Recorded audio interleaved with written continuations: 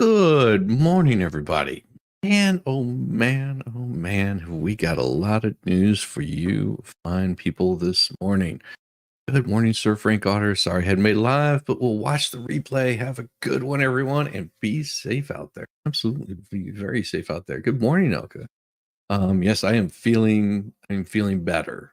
Still not over the whole thing, but I'm doing much better. Sleep always is helpful. Good morning, JD, Shadow Gray Wolf. Good morning, Roxanne, JD fan. Yeah, it's been crazy. Roxanne. Oh my, oh my, oh my. So got good news and got bad news today. And we'll start out with some pretty sad news. So how's the 2 inch? That is not a 2 inch pipe. It is a much larger pipe than that. If I'm not mistaken, that's a 6 inch pipe that comes out of there. 6 inches of pipe. So we have Wally Amos, 88, of cookie fame, died at home in Hawaii. He lost his famous Amos, but found other success.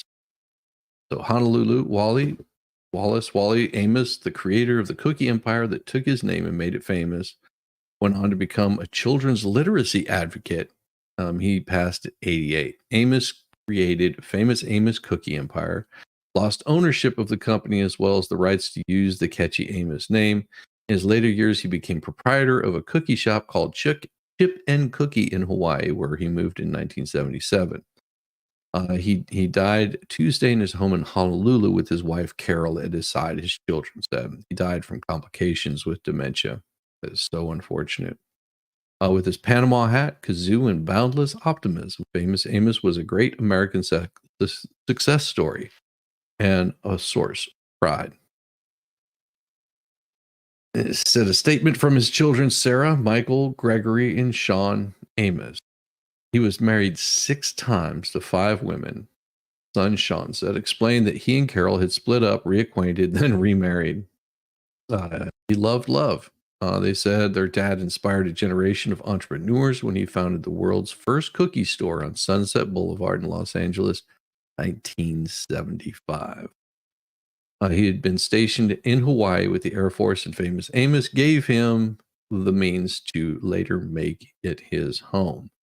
Sarah Amos, who was born in Hawaii, remembers her dad flying back and forth to the U.S. mainland and taking business calls at 4 a.m. It's hard to run a business and work with people on the mainland when you're in Hawaii, but he made the sacrifice. Well, while Amos was a great promoter, he struggled as a business person and eventually lost control of the company.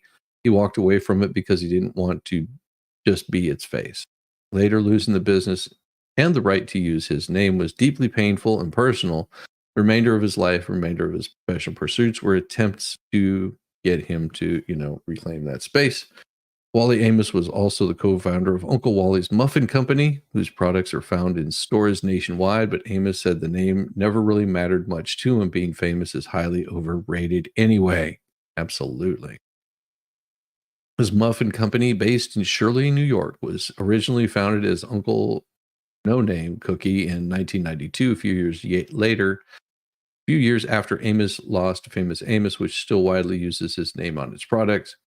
Amos had said the famous Amos cookies sold today are unlike his cookies, which had lots of chocolate, real butter, and pure vanilla extract. You can't compare a machine that made cookie with handmade cookie, he told AP. It's like comparing a Rolls Royce with a Volkswagen. Love it. Uncle No Name, however, foundered because of debt problems with its contracted manufacturers. The company filed for bankruptcy in 1996, abandoned cookies and went into muffins, and the suggestion of Amos's business partner, Lou Avine. I'm not going to be able to pronounce that. Inside his now shuttered Hawaii cookie shop, he sold bite-sized cookies similar to the ones he first sold at famous Amos Hollywood store. Amos was also active in promoting reading. His shop, for example, had a reading room with dozens of donated books, and Amos usually spent Saturdays sitting on a rocking chair, wearing a watermelon hat, and reading to children. So awesome. Sarah Amos recalled him reading to children at Hanoi School, and I cannot speak Samoan. continuing to do so after she graduated from the small elementary school. The former high school dropout penned 8 books, served as spokesperson for Literacy Volunteers of America for 24 years, and gave motivational talks to corporations, universities, and other groups. Amos earned numerous honors for his volunteerism, including the Literacy Award presented by George Herbert Walker Bush in 1991. Your greatest contribution to your country is not your signature straw hat in the Smithsonian, but the people you have inspired to learn, to read. One of his books, Man with No Name Turns Lemons into Lemonade, Amos explained how he lost his famous Amos even before it was sold for $63 million to a Taiwanese company in 91. Despite robust sales by 1995, the business was losing money, so Amos brought in outside investors. The new owners gobbled up more of my share until all of a sudden I found I had lost all ownership in the company he founded, Amos wrote. Before long, the company had changed ownership 4 times. Sarah Amos said that after parting ways with famous Amos, he stopped baking for about 2 years. After rediscovering a love of baking, he launched the Hawaii business Chip and Cookie in 91. He was born in Tallahassee, Florida. Amos moved to New York at the age of 12 because of his parents' divorce. He lived with an aunt, Della Bryant, who taught him how to make chocolate chip cookies. He later dropped out of high school to join the Air Force before working as a mailroom clerk at William Morris Agency. That's funny. Where he became a talent agent working with the Supremes, Simon Garfunkel, and Marvin Gaye before borrowing $25,000 to launch his cookie business. He was the first black agent in the business, Sean Amos said. Sean and Sarah said that after becoming parents themselves, they realized how meaningful the chocolate chip cookie is to their family. First time we made cookies with our kids, it sort of sunk in. This is actually a family thing, Sean said. It's a gift he gave us. It's part of our heritage. That is so sweet. Good morning. We'll be in and out meeting at 9. Well, you be good. You be good. Be safe. Yes. Good morning, Denise. Morning. Amos. I had no idea. Well, I guess we have a little more bad news, so we'll just keep with the bad news here. Hurricane Ernesto drops torrential rain on Puerto Rico as it strengthens heading towards Bermuda. Hurricane Ernesto dropped torrential rain on Puerto Rico and knocked out power for nearly all of its customers in the U.S. territory Wednesday, as it threatens to strengthen into a major hurricane en route to Bermuda. The storm was over open water about 675 miles southwest of Bermuda early Thursday, with a maximum sustained speeds of 85 miles an hour.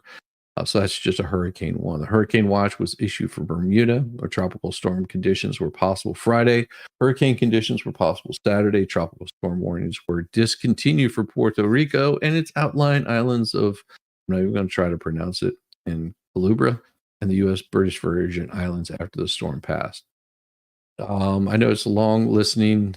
It was a long night listening to that wind howl. The island-wide blackout was reported on St. Croix, and 6 cell phone towers were offline across U.S. territory. Schools and government agencies were closed in the U.S. and British Virgin Islands and Puerto Rico. Heavy flooding was reported for several areas, forcing. So there's another hurricane moving its way. And this is the time of hurricane season, so it is. If you're going to be doing any sort of traveling, just know that this is the time. If you're going south, that we get all of these storms. What an eclectic gentleman! Yes, famous Amos was pretty awesome. Freaking dipsy toast and shizzy whizzer. Good to see you knock it off. It's good to see you. Good to see you. Ah, hate saying these things. They're so it just is no fun. So, tiny homes built largely with philanthropic support offer more patch than solution to homelessness. Absolutely, because homelessness doesn't mean that you're without a home. It can also mean that you're not capable mentally, physically to take care of a home. Um, and I'm not saying this is the same for every person that would be homeless. Homelessness is a crisis, but it's also it can be something that is created by one's own self. Just giving somebody a home doesn't mean they'll necessarily be able to take care of it or upkeep it or keep it clean or or that it will help out other than give a person a roof over their head. Um, if a person doesn't know how to change a light bulb or handle simple electrical or clean up after themselves, it just becomes basically a person in a sweatbox, and it's not a happy situation. I've known homeless people that were much happier being living on the street than they were living in a cramped quarter such as this, where they're having a horrible time. Poor Shizzy has his tongue wrapped around his eye tooth and can't hear what he's saying when speaking about Hawaii. That is true. That is true. I know two in Las Vegas that chose homelessness to avoid taxes, to avoid homes too. In response to nationwide crisis that has left more than 650,000 people without housing, 100 tiny home villages for the homeless have opened to the United States over the past 5 years. That growth, just from 34 in 2019, is 123 a day, represents quadrupling according to data collected. I'm sorry that that this has to happen. It's ambitious that these efforts may be. They serve only a fraction of the estimated homeless population. Skeptics worry that the construction of tiny homes doesn't remedy the bigger issue, which is no, that is not a bigger issue. That is not a bigger issue. If there's a lack of affordable housing, you can blame our political leaders and the people that control the money. The money follow the money, because affordable housing has to do with your economy, has to do with your interest rates. And I'm not playing this BS game again, where we had a housing market crash because there was lack of affordable housing. What is affordable housing? Define affordable housing. If you look at what affordable housing is, what is the housing that you can afford? That is what affordable housing is. I may be able to afford living in $1 million house, but that doesn't mean that it's should be affordable. That means that I could afford to live there. Doesn't mean I should. I can also afford something a lot less. Same way as somebody that can afford a $50,000 house. I mean, that's what affordable housing is. If that's all that they can afford, then they need to build that kind of housing. It's not impossible to create affordable housing. It's not sustainable. I mean, one of the biggest things that you can have for generational wealth is some sort of property. That could be one of the things that's the big difference between being dirt broke your entire life and having affordable housing. Yeah, look what happened to all the hotels when they didn't let them in. They were forced to go in there. That's the bad part about it. And of course, they've gotten that really hushed down. You don't hear them talking about that, and I doubt they'll talk too much about it. Rural tiny homes in Chatham, North Carolina, where the median sale price for a home is around $690,000. And why? Why would that home be worth around $690,000? How big is the home? Is it big enough to handle a family of four? Is it really affordable for somebody to live there? Or are they just constantly paying house payments? There's a reason why most people don't live off of $3,000 or $4,000 a month. Because if you've got a $690,000 home, more than likely you're paying close to $4,000 a month before insurance, because our interest rates are at an all-time high. Now, our wonderful overlords will tell you, oh, but interest has gone down. It went down 3%. It's the lowest it's been in 17 months. Doesn't mean that it's the lowest that it could be. It just means 17 months ago, that's where we were at. Our interest rates climbed that high in less than 3 years. Our interest rates went through the roof. Now you've got very little chance, if you're of low income, to be able to purchase a house, because as the cost of inflation goes up, the cost of gas price goes up, the cost of food, the cost of everything goes up. Your inflation, whenever it gets peaking out like it currently is, yes, it is dropped 3%. That is not a good sign. That is not a good sign that it's dropped only 3%. Whenever you've got, 17% increase since this administration came in. Yes, people need to understand the difference between a want and a need. Yes, everybody wants to have affordable housing. Not everybody needs affordable housing. We're providing all these expensive, great services for people, but they don't have a place to live. That's a them problem.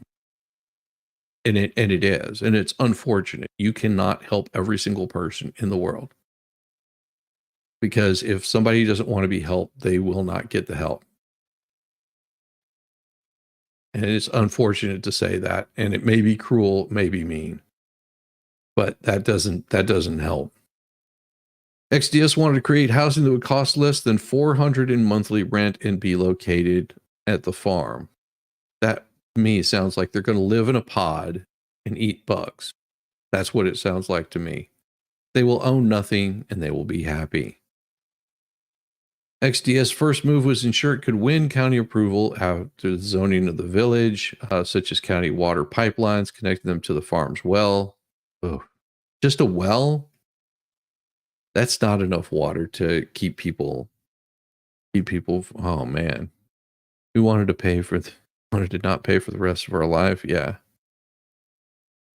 What I want is property in Wyoming so I don't have to live next door to a Raiders fan. I love that.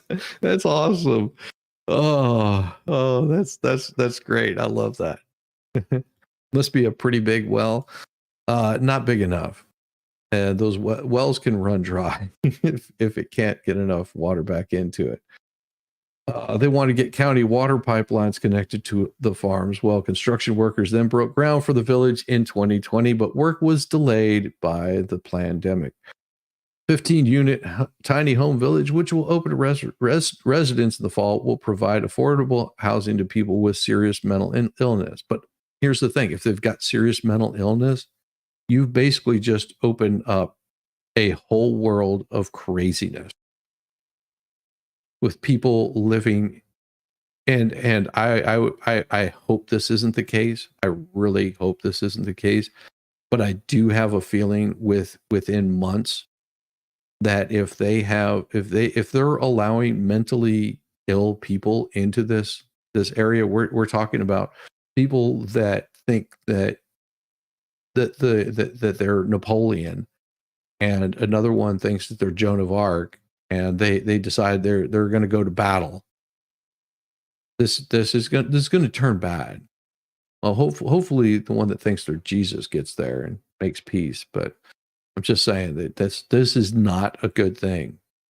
If you've seen the way that people act in mental institutions, like serious mental institutions, we're not talking about,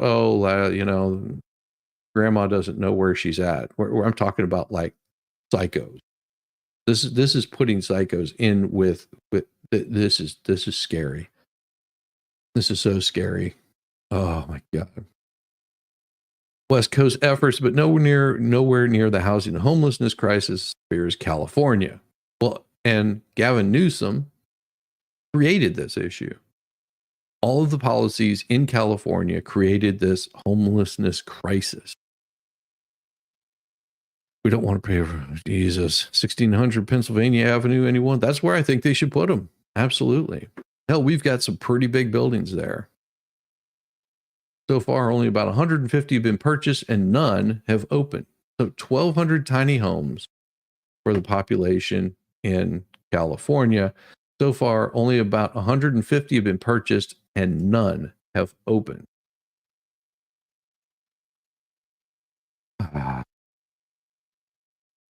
Philanthropy has backed efforts, and whenever you start taxing the hell out of people, that philanthropy goes away. Last year, the Sobrato family said it would lease a 2-acre lot of private land to San Jose for the construction of 75 homes for $1 a year over the next decade. Oh, that, you guys just got suckered. You guys just got suckered. Oh, man.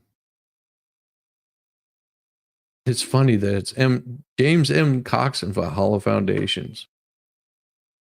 The nonprofit was also part of a team developed the San Francisco 70-unit tiny home village and similar communities throughout the state. And let me see what this one is right here.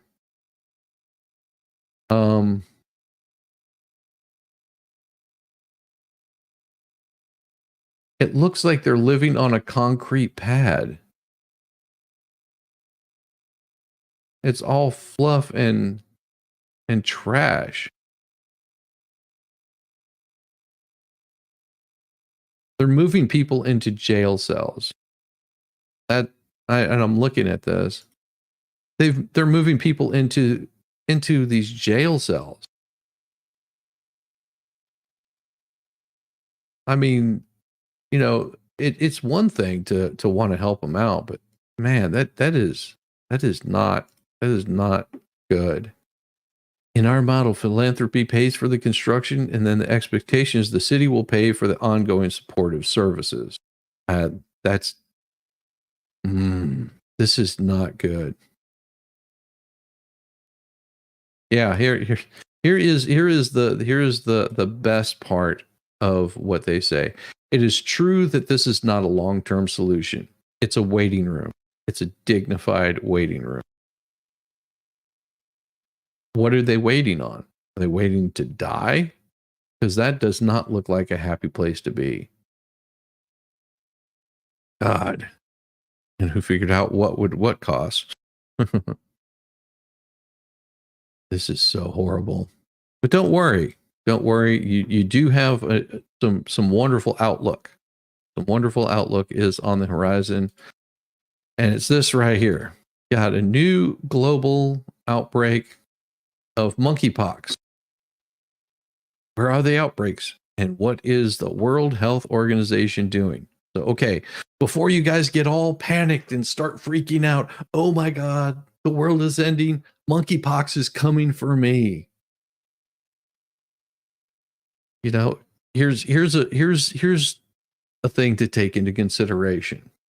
Okay, because World Health Organization declared Wednesday that the increasing spread of monkeypox in Africa is a global health emergency, warning the virus might ultimately spill across international borders. Wait, but here's how monkeypox is spread. And so far, more than 96% of all cases are in a single country, Congo. Why would scientists be concerned that the spread of a new version of the disease there might be more easily transmitted among people? You know how you get monkeypox? That give you a hint? That give you a hint what causes monkeypox? Monkeypox is a sexually transmitted disease. It was first identified by scientists in 1958, where there were outbreaks of a pox-like disease in monkeys. Until recently, most human cases were seen in people in Central and West Africa and had close contact with infected animals. Why are you having sex with animals? In 2022, the virus was confirmed to spread via sex for the first time, and triggered outbreaks in more than 70 countries across the world that had not previously reported monkeypox. Monkeypox belongs to the same family of viruses as smallpox, but causes milder symptoms like fever, chills, body aches. I don't know if you've never had smallpox, then people with more serious cases can develop lesions on the face, chest, hands, and genitalias. A facility that ran out of money and still empty about 20 years later. That's right. Portland is exactly that kind of thing. Making sweet, sweet love to monkeys. I'm telling you, Max, I don't know why people would want to have sex with monkeys. What happened in Africa that's causing all this concern? Well, they stop effing each other and they start effing other people, I guess. I don't know. So the number of cases jumped dramatically. Why? Because they did more of the wang banging. That, hey, it's warm, honey. You looking pretty hot tonight. Speaking of, I was just over here hanging out with a monkey. That monkey, don't worry. I scrubbed everything beforehand and afterwards. Maybe. I mean, you and me, doll, we're gonna get together. This is passed by having sex. Okay. This is not a pandemic. This is an epidemic. And what is the difference between the one that's compared to 2022? During the global outbreak of monkeypox in 2022, gay men made up the vast majority of cases, and bisexual men, which means that dudes were having sex with women too and spreading it that way. The virus was mostly spread through close contact, including sex.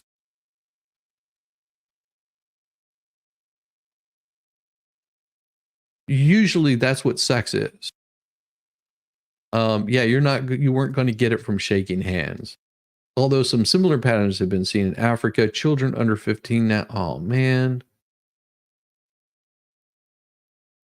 Ahead of its emergency meeting, Tedros and officials were dealing with several monkey, and they keep saying mpox because they don't want to say monkeypox, I guess because they're from Congo. Ahead of its emergency meeting, Tedros said officials were dealing with several monkeypox outbreaks in various countries with different modes of transmission and different levels of risk. Stopping these outbreaks will require tailored and comprehensive response. Yeah.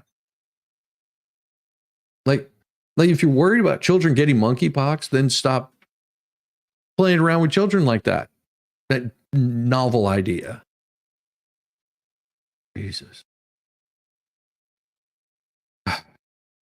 Congo's health director said their health system is already collapsing under the strain of malnutrition, measles, and cholera. But they have time to be screwing. An infectious disease expert at Emory University said this was unclear why children were so disproportionately hit by monkeypox in Congo. It might be because kids are more susceptible to the virus, or that social factors like overcrowding exposure to parents who caught the disease might explain it. If monkeypox is spread by sex, then what do you think the outbreak is? Idiots. You got an outbreak like this happening with children. What does that tell you? That there are some sick individuals out there. I'm thinking, what a better time to use something very large and nuclear. How might it be stopped? There you go. God.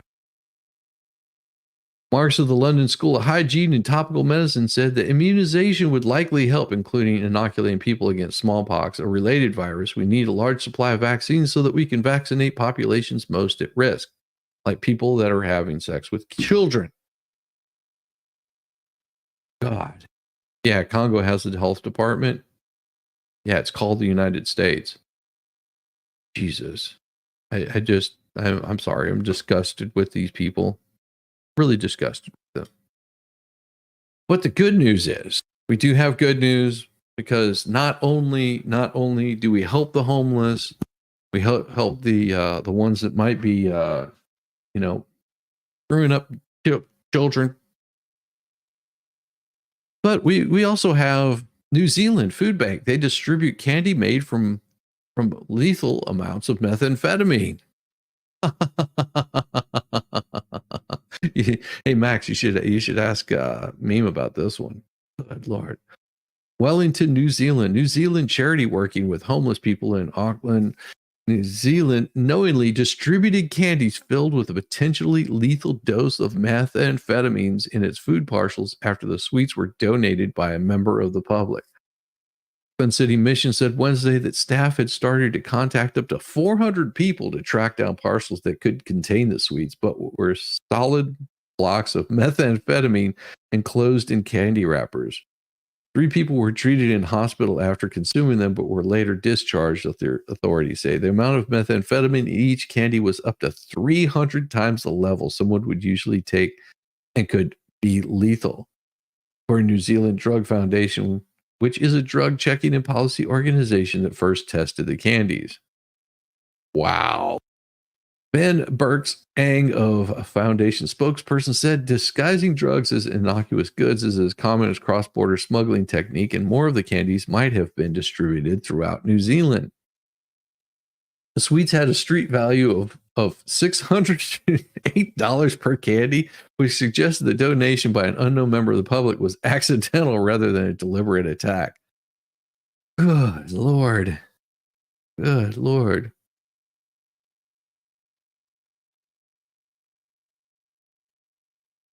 Authorities' initial perceptions was that the episode was likely an importation scheme gone awry. Detective Inspector Glenn Baldwin said, but the nature and the scale of the operation was unknown. Officers had recovered 29 of the candies, but did not know how many were circulating. Police were investigating that someone had attempted to sell one of the sweets online. The city commissioner, Helen Robinson, said 8 families, including at least one child, had reported consuming the contaminated candy since Tuesday. The revolting taste led them to immediately spit them out, but they managed to bounce off the walls for an hour and go on a violent hunting spree of small woodland creatures. The charity's food bank accepts only donations of commercially produced food in sealed packaging. These here pineapple candies, stamped with the label of a Malaysian brand, Rinda, appeared as such when they were donated, arriving in a retail-sized bag. Oh, good Lord. Or Laffy Taffy. Yeah, what kind of creative they do with. Yes. Poor kid. What the hunting reaction? I don't know. It sounded like something to say.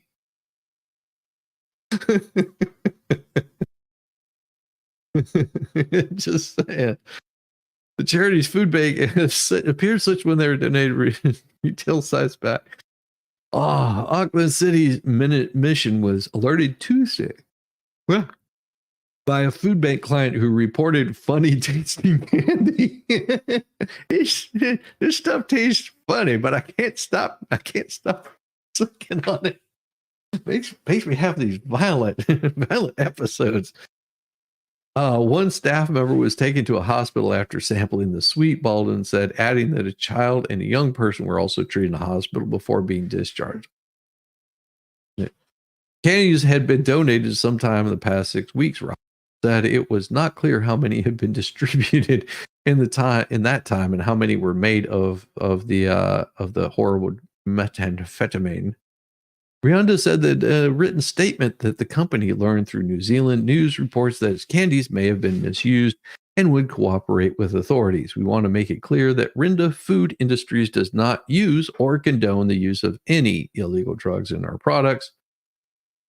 And how in the hell can we get $608 per piece of candy? That's what they're wondering. Jeez. Maybe they should put up flyers. Whoever accidentally gave the wrong candy to the food bank can pick up the candy at the police department. Present ID to claim. Oh, unrelated to the story is that there's a shortage of Cheetos in New Zealand. I just won't give me a minute to get sharper. They're a choking hazard.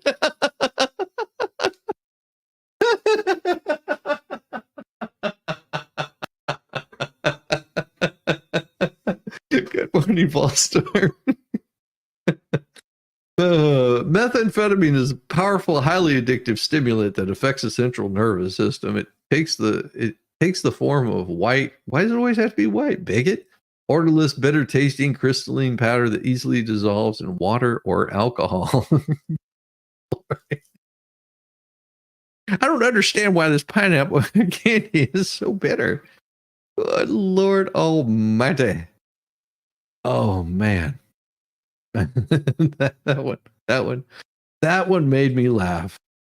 Well, I do have a short snippet. I do have the full piece on my channel. Just so you guys know, I do have this entire thing on my channel, and it does have the subtitles. You're welcome to watch it on your own volition. It is probably going to be shown all over by everybody at some point today. And give me just a second to pull it up. This is everybody knows this is the Sarah Boone. I did record all of it, enhance the audio on it for those that like hearing how horrible of a voice she has. But the last part of this is really all that I wanted to show you guys. I was thinking about doing this tonight, covering it, but I'm sure everybody will have covered it by now by the time I do it tonight. So I'll just give you the cliff notes, the order that the judge signs off on. Our policies and procedures regarding excess amount of paper. Yes, ma'am, I understand. Thank you very much for your time. And Sergeant DeJesus and Mr. Shabamel. Okay, are they free to leave? Yes. Thank you. State. All right. Thank you all very much. Ma'am, you made reference to another motion or something else that you had. Yes, I have a motion. Okay, if you can hand it to the deputy behind you. Actually, deputy, can you hand it to the state? State, you can take a look at it and then I will. So he's handing over a motion. This will probably be entered in tomorrow. Once said methamphetamine Ritalin is hardly the same as meth. Max has had the form of plenty of times. Tried legally for ADHD. Never had meth, even though 2 methods invented by Ma'am, give me a moment to take a look at this. Japan. Court has been provided a motion for payment of costs and appointing neuropsychologist to assist the defendant in preparation of the defense. State, I don't think we can have a hearing on this without JICS. State takes no position. We don't have anything to do with this. Okay. Ma'am, I can't have a hearing on this today. I will have to coordinate a hearing with regard with JICS to have this heard because this is something that involves them. Right. And they haven't even had the opportunity to review it yet. And they are copied on that as well. I do see that, but you're hand filing it with me right now. Okay, thank you. So the court will file this in the court file and we'll coordinate a hearing as soon as practical with regard to this motion, and it'll be heard before the end of this week. So before Anything the else, end of this ma'am? week, there will be Just to confirm, please. so before the end of this week, she will be back in court so they can rule on this motion. They'll have a hearing later, and today being Thursday, I would suspect that they're going to either have it today or tomorrow. So they should be having another hearing on this. It's all MG's fault. He went late last night. Oh yeah, that's right. I bet MG did watch this last night. I sent it over to him. For the next deadline for my responsibility to meet would be the August 23rd for the objections to the state USB drive that they provided. As identified in the court's order, that is the deadline. The only other deadline, ma'am, is the September 3rd deadline for the viewing of the state's physical evidence, which sounds like that's something that may take place prior to that deadline. Yep. As you may recall, you will have 14 days after that evidence viewing to tender any of your objections in writing to the court, 14 days thereafter, and that will be extended for good cause shown. Yeah. Yeah. Anything else, State? Not from the state. Ma'am, anything else? No, Your Honor. All right. We'll return Ms. Boone back to the custody of the Orange County Jail, and we'll coordinate the hearing appropriately. Thank you all very much. Yeah. So basically, all that happened in this was that she, they did send over the order.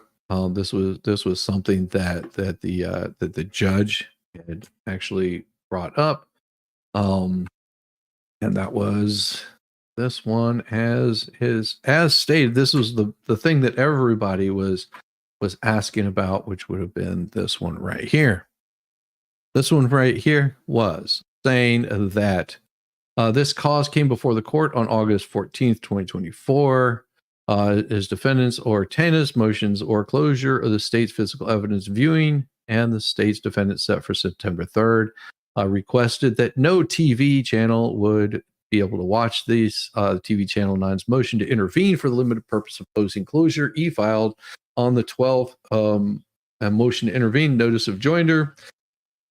So the orders and the judges as follows. Defendant has failed to meet the burden of producing evidence and proving by a greater weight of the evidence that closure is necessary as required by Miami Herald. Published defendant's request of closure in the state's physical evidence viewing of the state and defendant set for September 3rd at 9 a.m. is denied.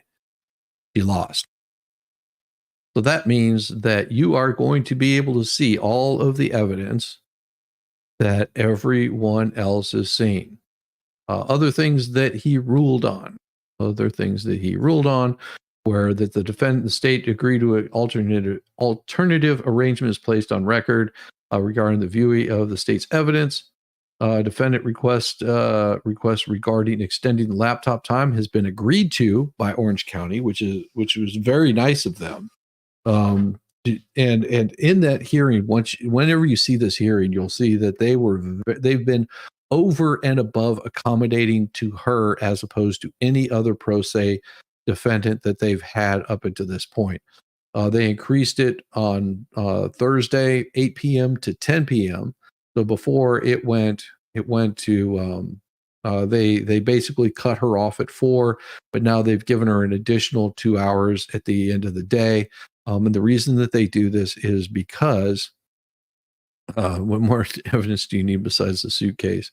What they needed to do was to basically get it boiled down to where it has to do with safety, making sure that they have roll call, bed check, make sure that everybody's there, do a head count, all that kind of stuff. And that's why they opened it up from 8 to 11. They did offer her an alternative that she did not want to take. That alternative is to put her in her own housing, which means she would not have had a roommate. She would have not been in with general population, but would have basically been in lockdown, which means that she would have not been around other people. I guess that portion of the prison used to be what they call maximum security, where you'd put like the really hardcore people that you could not let out into general population because they were either too violent or too much of something, maybe too much of a threat to other people or themselves. So they kept them locked into confinement. And she turned that down. I would think that if you wanted to have access to all of your files 24/7, that would have done her really well. And she, thinking it's only 90 days, maybe be able to get in there and be focused. But she was more concerned about spending time with her friends and general population. This is in addition to the times outlined in the memorandum. Defendant's request regarding discovery that was provided to the court. They denied her being able to have headphones. That's they would have to look at it. Locked in a room 23 hours a day, 1 hour rec time? Yeah. Hell yeah. Damn. I mean, if I could do that and have, if I was on trial, you know, of my some horrible shit that I did, and I was representing myself because I had pretty much, you know, got rid of all my other defense counsel, then yeah, I mean, give me a room for 23 hours a day, 1 hour of rec time. I would take you up on that all day if I only had to do that for 90 days. She just wants to be as awkward as possible. Yeah, because that way she can come in, she can say, I am completely unprepared for this. No, she's got plenty of time to prepare. She has the opportunity, and she has been given the opportunity above and beyond what anybody else has been given. And for her to come in and say, well, this isn't fair to me. Yes, it isn't fair that, you know, Jorge had to be locked up into a suitcase and left there. I mean, that right there is more powerful of a statement than I've seen in quite some time. That they're so concerned with this that, you know, that she's been given above and beyond all of this. All right, you want to hear some lies today? I've got some good, you know, well, they're not really complete out and out lies, but going into this election, we have seen inflation increase. She's extremely entitled. We have seen inflation increase to the point where food, just cost of living, is 3 times the amount. Okay. So imagine your interest rate jumping up to, you know, your inflation jumping up, what, 20, 30, 40%? Some on some instances where they're saying, oh, well, it's only 17%. Yeah, that's only what they want you to hear, because the way that they track inflation has gotten to it has increased at breakneck speed since Biden has become president. But you get to hear the lies coming out of the White House. And they're going to make it sound like everything is okay, when all you have to do is look at your pocketbook and realize things are not okay by any way, shape, or form. That's very sweet. Hi, everybody. Good afternoon. It's good to see everyone. Okay, I have a couple things at the top. So we have, as you can see, CEA Chair Jared Bernstein, which I'm really excited about, with us today to talk about some great news for our economy. Today, we learned inflation fell 3%. And see how excited they are? Because this makes them think that this is a good thing. 3%. From where?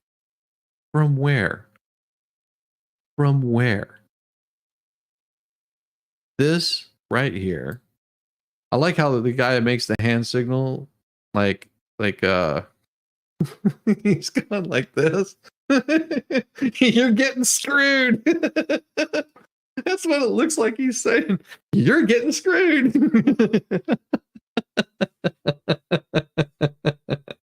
Is Lynette trying for a White House run? She probably would do better.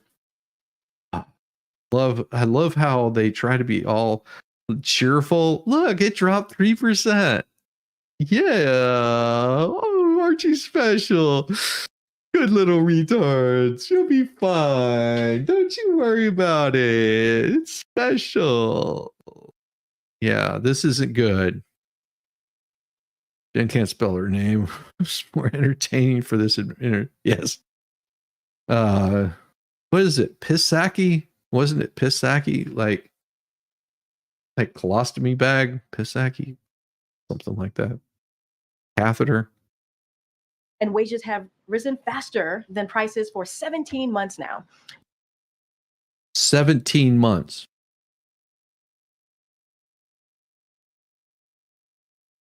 So a year and a half ago is where we're at.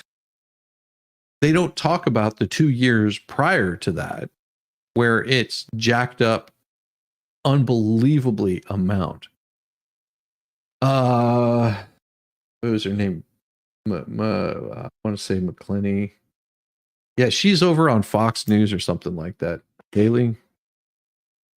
She was pretty damn awesome, pretty straightforward, and she didn't BS around. We've also seen a record 19 million new business applications under the Biden-Harris administration. That doesn't mean anything. McKinney or something like that. Yeah. Peel angry sign language interpreter. Hilarious. Peel angry sign language interpreter. This is not good news, people. This is gaslighting 101. Yeah. The sign language states it is still going up.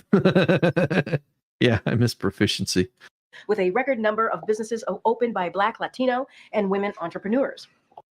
What does that have to do with anything? I don't care if you're Black, Latino, women, whatever.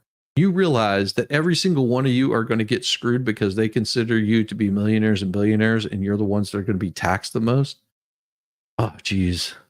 And we've more than doubled SBA loans to underserved businesses. We will continue. No. Oh my God, no. Oh, Jesus Christ. Do you know, you realize what these SBA loans are? This is not good. They've doubled them. Oh God, no. Oh, Jesus. For you, those of you out there that might be wanting to run a small business, yeah, JD, anybody out there that happens to be listening to this, and this is going to be some harsh truth for you. If you get an SBA loan, there's a certain amount of period of time that you have to pay back that loan. Okay, there's a certain period of time that you have to pay back that loan. And the interest on that is unbelievable. The interest on that is bad. It is bad. And if you don't pay back that loan, that interest starts accruing like drastically. If you have an opportunity to get a loan, do not get one of these SBA loans. They are bad. If you cannot afford to get your business up and running and off the ground, I understand that you need to take a loan, but create a damn good product and do it as low as you possibly can and work your way up before you ever get a loan, because loans from the government are not good and they are not without strings. Please. I feel for every single person that gets trapped in one of these things. These are bad ideas. Bad ideas. SBA loans are horrible. Horrible ideas. Oh my freaking Lord. Good old God Almighty. What are they trying to do? They are really grasping at crap. In because those SBA loans, if I'm not mistaken, have to be paid off in 2 years. I could be wrong on this, but I believe it's 2 years, or the interest rate just goes through the freaking roof. And even paying those loans off, like, yeah, this is not good. Liars figure and figures lie. Yes. This is bad. This is bad. Oh.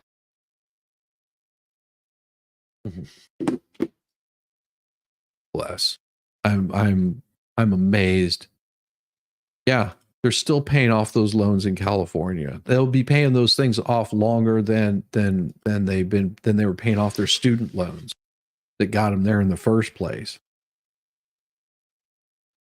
My wife took out one of those damn loans that was, and I warned her. I warned her ahead of time, but I don't run her business. I said, do not take out a loan. She goes, well, it's just in case everything, you know, because this was during the whole pandemic crap.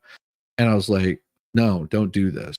Like, seriously, don't do this. This is a bad idea. Well, everybody else is doing it, blah, blah, blah. I was like, everybody else is a bunch of idiots. Everybody else is gabbing their arms full of a drug. Does that mean you need to do it too? Oh, Jesus almighty Christ. Fuck me. Yeah, she ended up paying dearly for that. I think she's maybe started to listen to me later, you know, in life. Doubt it, but I try. I need to get some more coffee. We're gonna do the coffee break song. I'll be back really shortly. I may just bring my whole carafe in coffee. That's what I'm gonna do. I will be right back before this song ends. So stick with me. Hang in there.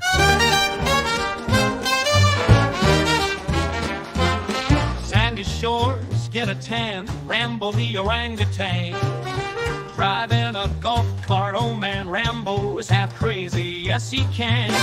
Well, that SOB's a sight to F and see. Oh, Rambo's rolling, as the sun he's free at last. While Shizzy has his coffee, these two are having an effing blast.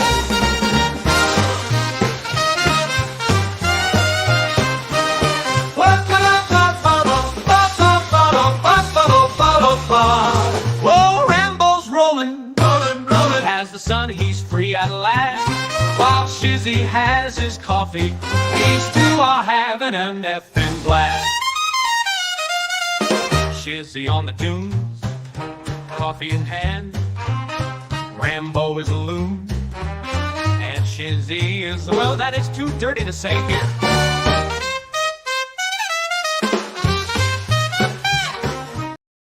Yeah, I told you I'd be back before my coffee, before the song was over.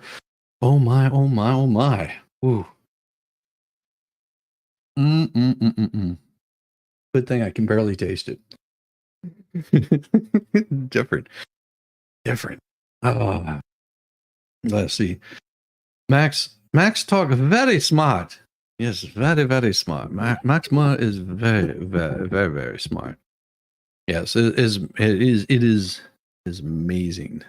Continue our fight to lower cost, from negotiating lower prescription drug prices to building more homes by cutting red tape. There's more to do. No, they caused these issues. This stuff was already in play. All of this stuff was already in play, and they turned around and they tanked it. This guy right here, I thought was a woman. Whenever you hear his voice, I swear to God, you're going to go, holy, he's going to go, wow, and you're going to think it is a woman. And the president and the vice president will keep fighting for the future and the middle class. I'll turn it over to Jared to discuss that data in more detail, and I'll do that right now. Well, thank you so much. Okay. This guy, whenever he gets asked his first question, it is the most annoying thing you'll ever hear. Pleasure to be here with you, and with you as well, Karine, of course. Today's CPI report is a story of twos. First, we have monthly inflation for July that came in right at expectations at 0.2% for both headline and core. And by the way, if you want to get nerdy. So whenever he says 0.2%, that means it came up 0.2%. With me, which I'm sure you do. Those were soft, we call those soft 0.2s, meaning 0.15 and 0.17 respectively. So they round up. That doesn't matter. Still 2. To 2, but that's sometimes we call that a soft 0.2. Second, we have for the first time in over 3 years a 2 handle, as we call it. Christ. On yearly inflation, which is up 2.9%. Yearly inflation, as you heard it correctly, it is up 2.9%.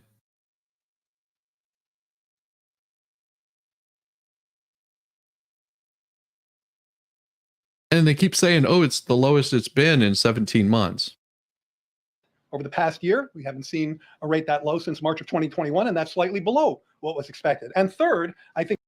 Oh, so it's This is the way they're fudging it. They're saying it's only up 2.9%, and that's below what we thought it was going to be.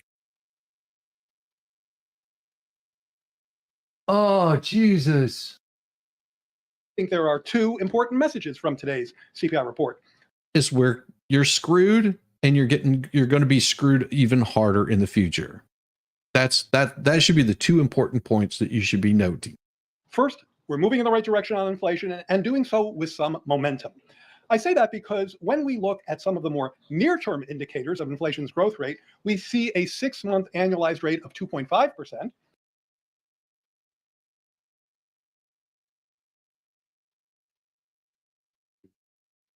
And a 3-month annualized rate of 0.4%.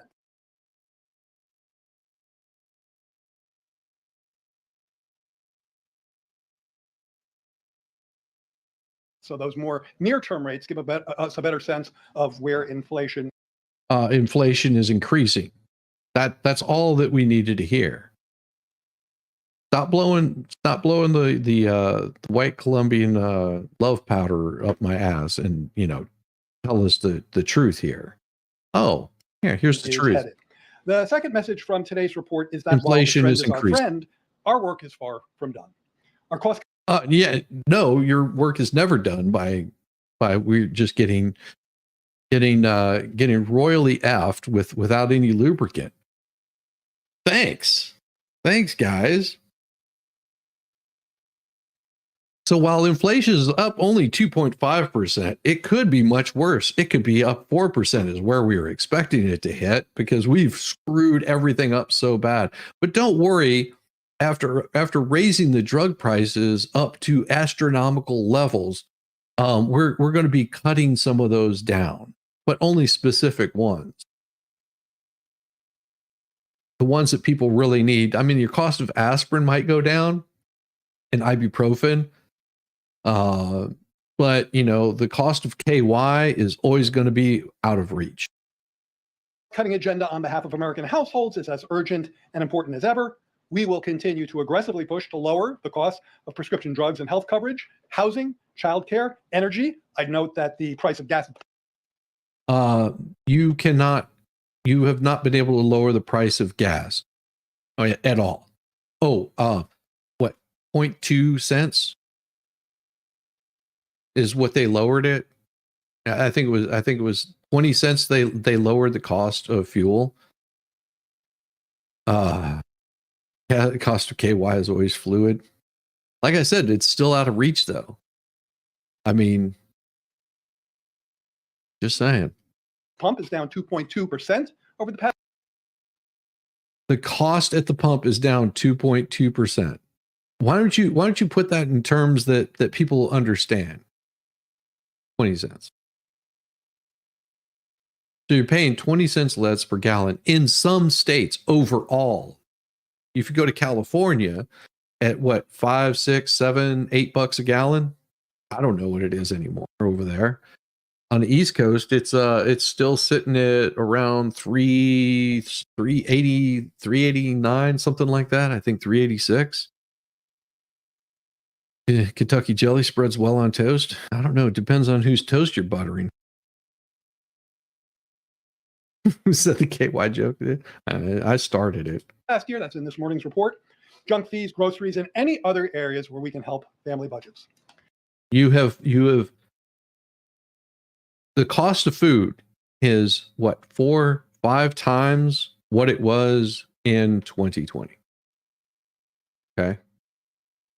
In 2021, it started increasing. In 2022, it got up to what, 3 times? I think we're up either 4 to 6 times the amount for the cost of food. And they're going to reduce that by 2%. Yeah, Nevada is 378.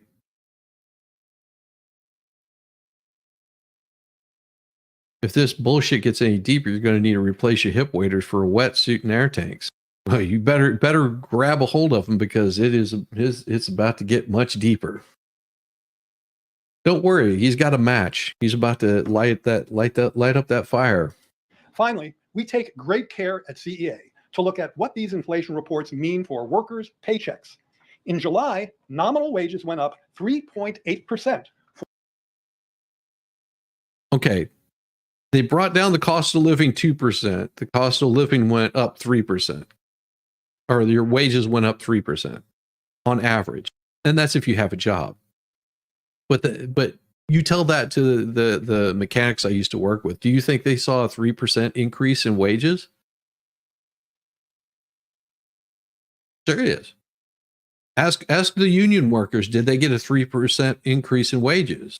Ask the workers of the country that you keep saying, oh, there was a 3% increase in wage. To whom? To whom? A 3% increase for Congress and your job, possibly? You got a 3% increase in your paycheck? Because I guarantee you there was nobody seeing a 3% increase in wages. If a company can't afford you, they're gonna basically fire you and hire somebody else that they can hire at a cheaper rate. If you've been there for 10, 15 years, you've been busting your ass, you've done all the right stuff, they will fire you in a damn heartbeat. Bring somebody in there that they can get for half the price that they were paying you or were expected to pay you. Yeah, no owners got it. Do not believe these people whenever they tell you these lies. Well, believe them because they are lies, and they're all percentage points. And because percentages, it falls within this. It's 2%, but it's a soft 2%. We sort of round up. Yeah, no. So whenever they say the cost of living is going up and wages, the amount of wages that, the cost of living is going down by 2%, you get it overall down 2%, cost of living depends on what you're buying.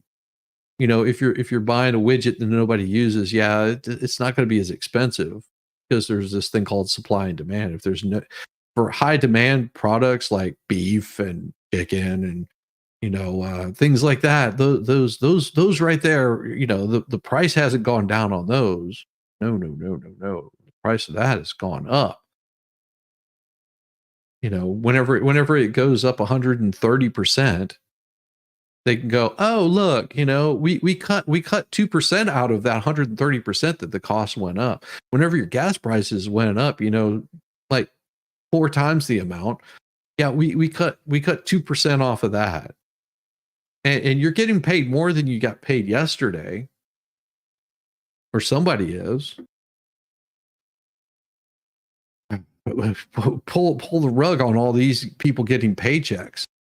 How about this? You don't receive a paycheck until you can get the economy back under control. All of these politicians that were receiving paychecks while they had everyone locked in their homes and losing jobs, losing income, losing wages, cost of living skyrocketing, none of them should have been paid at all. None of them. Once they get it under control, once you get your budget under control for the United States, then you can receive a paycheck. Until then, no. Until you can get our economy back where we are taking in more money than we're spending, no. You don't get a single damn paycheck. And then you only get a small portion of that. Pay the minimum wage. No, because then they would just raise minimum wage. Through that, no pay at all. Not even minimum wage. Make it where they have to actually get something done to get paid. If they own stocks, they're required to sell that and give it to the poor. I want to see these people broke. I want to see them completely broke. No nice dresses for you. We're talking burlap sacks.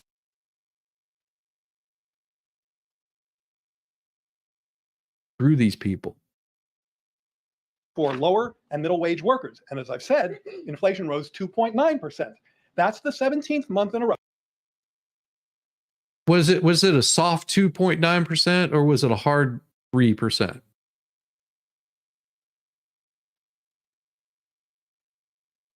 The cost of living has risen 2.9% year after year. sometimes month after month. Every 6 months it has gone up 2.93%.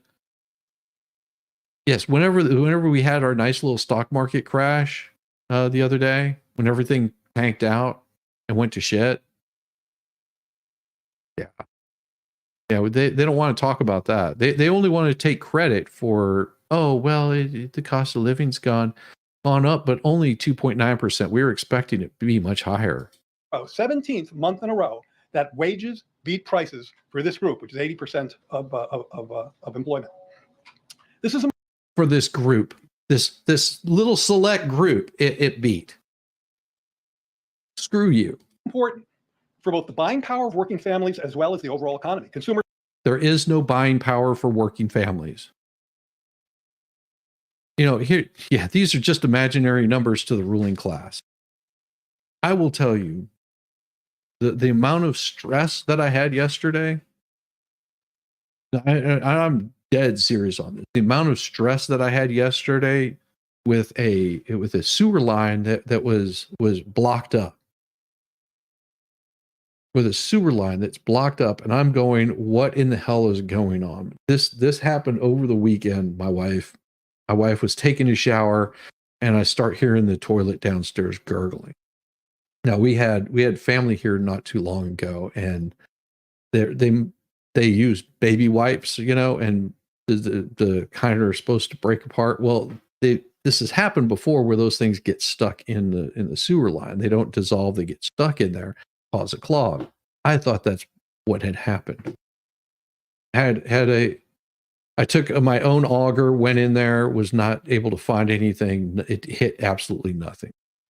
And I was just like, holy crap, you know, this sucks. Now I'm going to have a plumber come out that maybe can shoot a camera down here and take a look at it and see what's going on.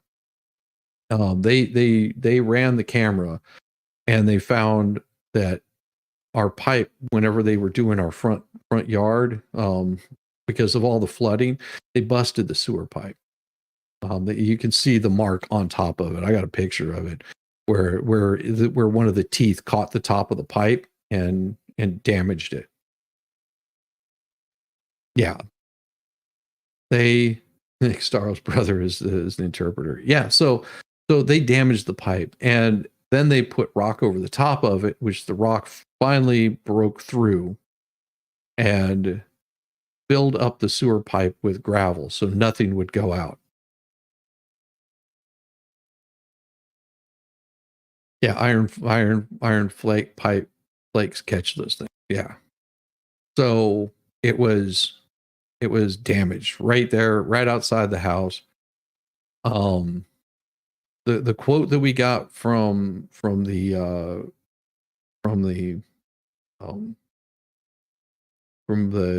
plumbing company was like $3,400.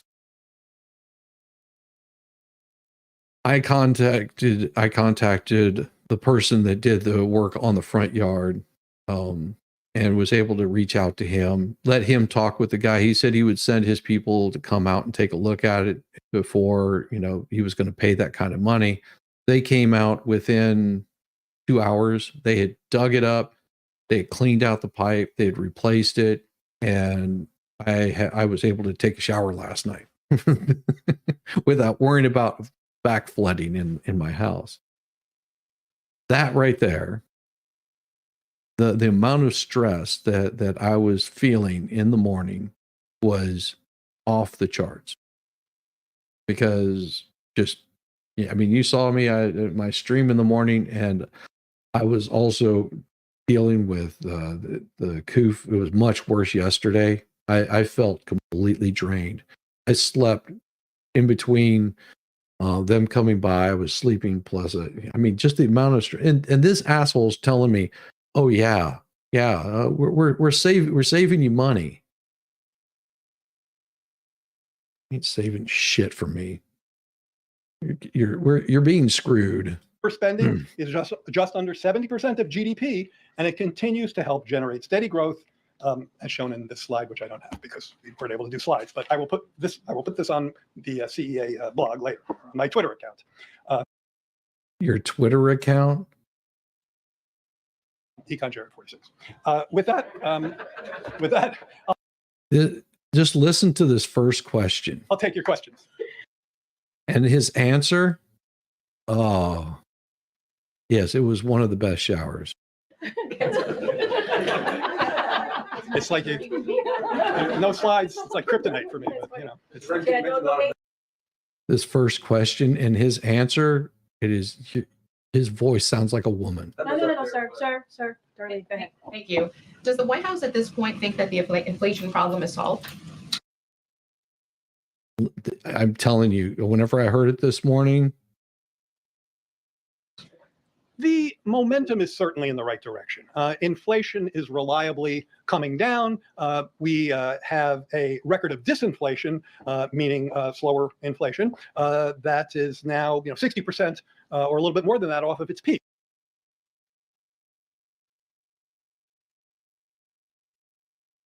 And so this is a consistent trend that's moving in the right direction. No victory laps, as I try to assert. No, there are no victory laps because we were getting screwed. Yes, Debbie Webb. I am feeling much better this morning. Still not top, but I do have a busy day of work today. My comments, our work is not done because even as we get inflation back down to pre-pandemic levels, we still have to be mindful that too many families are facing too many high costs. And in the area of healthcare, childcare, housing. No. These are things that the government has caused. Your government has caused all of these costs to go up. And they will tax you on every single bit of it. They should run Joe Isuzu in the corner with signs saying they're lying. Junk fees, prescription drugs, healthcare coverage. In every one of those areas, the president and vice president are taking aggressive action, not just to keep inflation on this lower path, but also to ensure that we're cutting costs wherever we can. At the same time, we're very mindful of the fact that as inflation has come down as far as it has, over 6 percentage points on the CPI, that only 6 percentage points on the CPI. And whenever they say 6 percentage points, they don't mean 6 points. 6 points on the CPI would mean that it came down 6%. No. So it's all in the wording. But if you don't understand their numbers, then you blank over. You're just like, your average person goes, ooh, 6%, that's really good. So whenever he says 6 percentage points, if I'm not mistaken, I could be wrong on this, he means 6% of a percentage point. It's like this minuscule amount that it's come down. I can sit there and show you what the NASDAQ has been doing, and it has been doing absolutely wonderful in spite of all of this. But that's only because of people in the military industrial complex are spending all kinds of money on things like Boeing and CPI doesn't pay your bills. Exactly. It's not 6%. I know it's bad. It's bad. The job market remains solid and that real wages are growing, not just this month, but on a. No, they're not. Wages are not. Do not believe this lie. Your wages are not growing. If you can tell me that you've gotten a raise in the past 4 years, what how much of a raise did you get? Have you gotten a 2% raise? How about a 23% raise? Have you gotten a 23% raise over the past 4 years? Okay.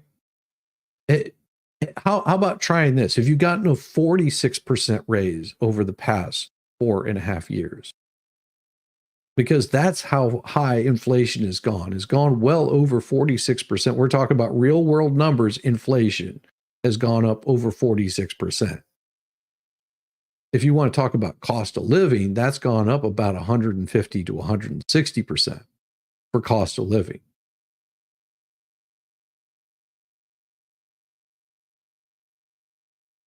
In the morning being told you're screwed. But can't you feel it? My raises don't keep up with my grocery and gas bills. I know. Mine don't either. I'm the one that does all the grocery shopping and the cooking. And my wife goes, I think the last time we were in the grocery store, whenever she saw how much the bill was, she was like, "Oh."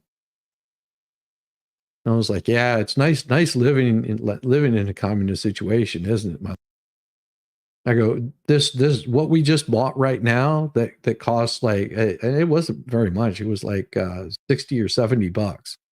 I go, about 4 years ago, this would have cost me about $22. As a paramedic, you got a 0.5 50-cent raise. Exactly. Now, if it was keeping up with inflation, that would have been that could have easily been, at least $5 an hour, easily, to keep up with it. Can you explain it to me? Raises, what's that? Yeah, most people don't know what that is. A year-over-year basis for 17 months in a row for middle and lower wage workers. Yes. It was raised. Oh, yeah. Small amount. Now 7-Eleven is cheaper than a few grocery stores around here. Yeah, that's if you're buying gas. Thank you very much for being here. So is that how you would explain why, when I talk to voters in the field, when my colleagues talk to people, they still don't think the economy is in a better shape than it was when President Biden? Oh, I think this is where his voice hits that high thing. And that's without figuring in the sneaky shrinkflation. Yeah. And that would take a whole episode to explain that shit. And first took office. Well, I don't know. Here's the one that got me. So there were 5 minutes into this, 5.5 minutes before I picked it up on Reuters. Reuters is jacked up too. Yeah. Raises a paltry 2% raise for a year when the year of inflation is at 12. Right. This guy, he really this. If you want to know what mansplaining is, yes, here it comes. Thank you very much for being here. So is that how you would explain why, when I talk to voters in the field, when my colleagues talk to people, they still don't think the economy is in a better shape than it was when President Biden first took office? Well, I don't know about that in terms of the broader economic. This right here, the middle class raise is a curse word never to be said out loud. Like, yes, Voldemort. Every time SS gets a raise, prices goes up. Yeah, every time Social Security gets a raise, prices go up. Yeah, this right here. If all you women or men out there wondering what mansplaining is, that's what this guy is doing. This is mansplaining. He is gonna walk all around the bullshit here and never tell you what people are seeing. It's right there in front of your eyes. Go in and look at the cost of food, look at the cost of gas, look at the cost for your rent, for your mortgage. If you want to take out a new loan, look at what your interest rates are. Assessment of where the the economy is, because I think people do know that the job market's been strong, 16 million jobs, that's record job growth. The unemployment rate has been historically low. GDP growth has been strong. But I think Lie. I'm going to talk really fast to get past all of this stuff. And yeah, everything looks like it looks like it's absolute shit, but it's not. your question is a valid one, which is, okay, people I think are aware of many of those, many of the elements of that progress, but they're still discomforted by the high prices.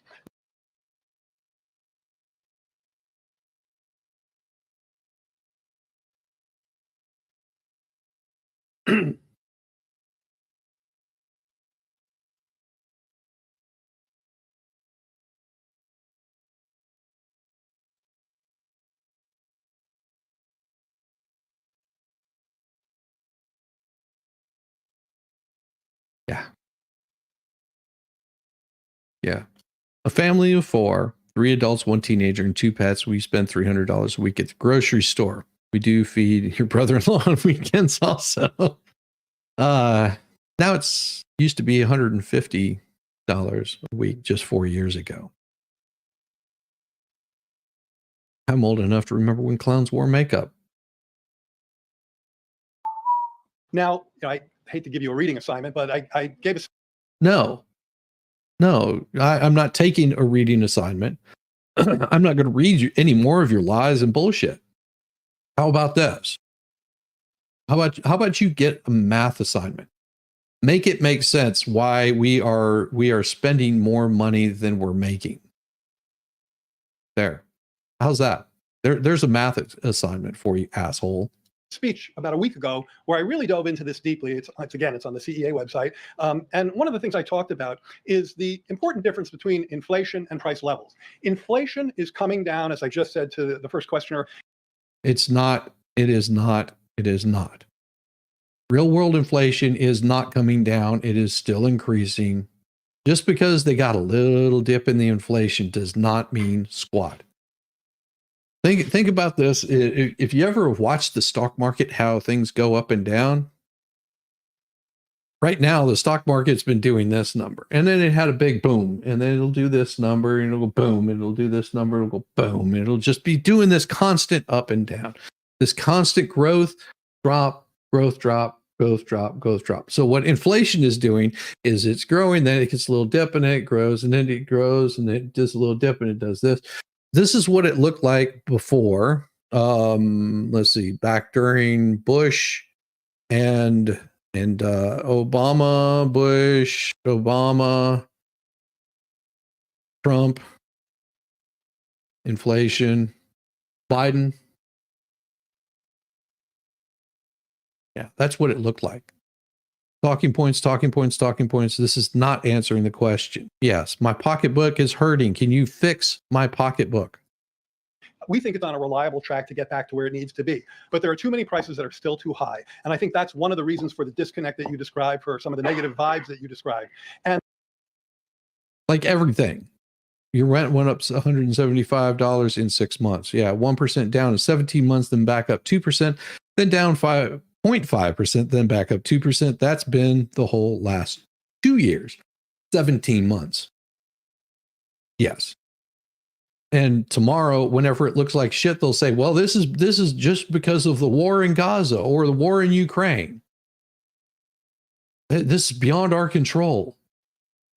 But they're saying, oh, we've got this. Yeah, you've got it in time for Camel Toe to come out and say, look at how great our economy is doing. We had less than it was less than 2%. Our inflation didn't grow as big as we planned on it. So we got to get to work and make this grow a lot more. And I have 3 words for people who feel the way you just said, which is we. Hey, I have 3 words for you. Go get fucked. How's that? 3 words for you. But what are your 3 words that you have for me? Probably like, you are screwed. You described. And I have 3 words for people who feel the way you just said, which is we hear you. Oh man, I just about choked on that one. Oh, you feel me.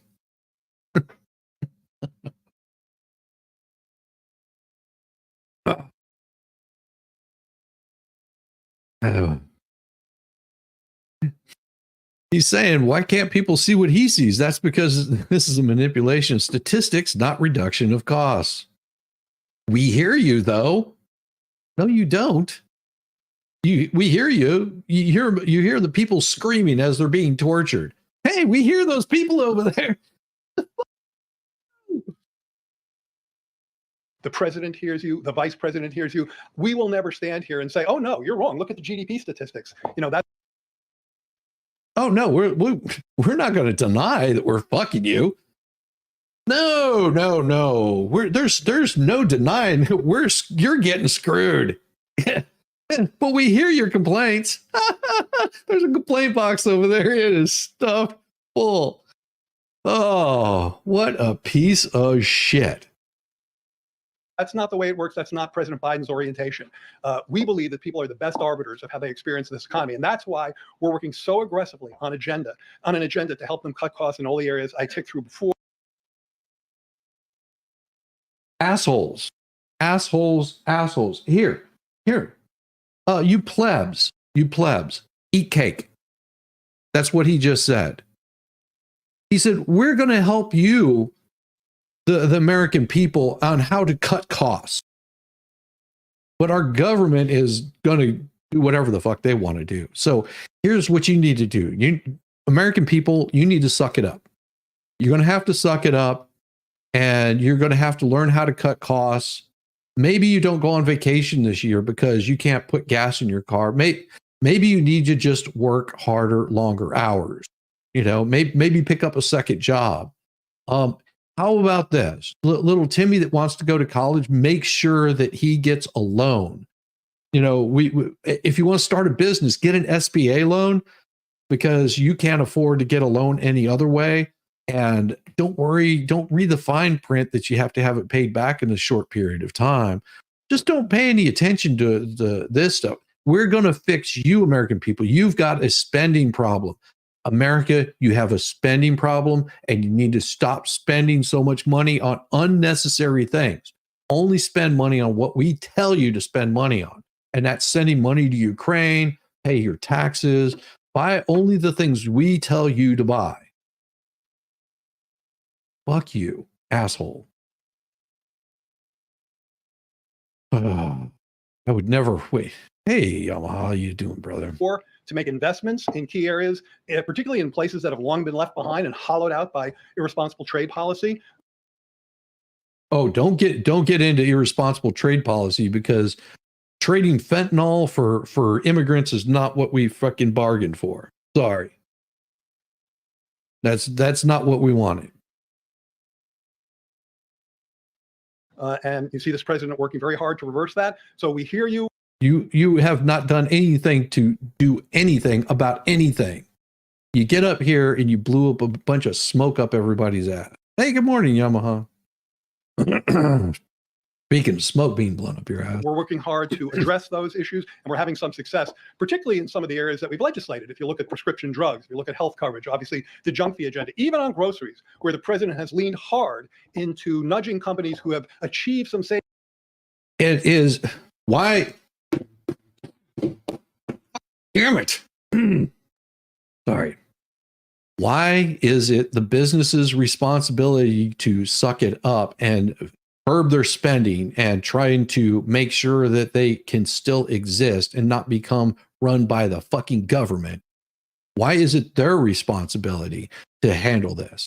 It is your responsibility, U.S. government, Fed, all you assholes, to curb your spending.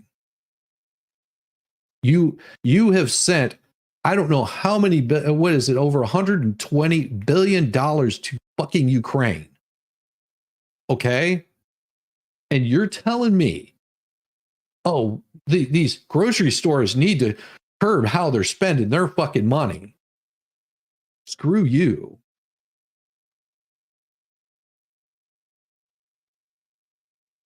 Jesus. Freaking Christ.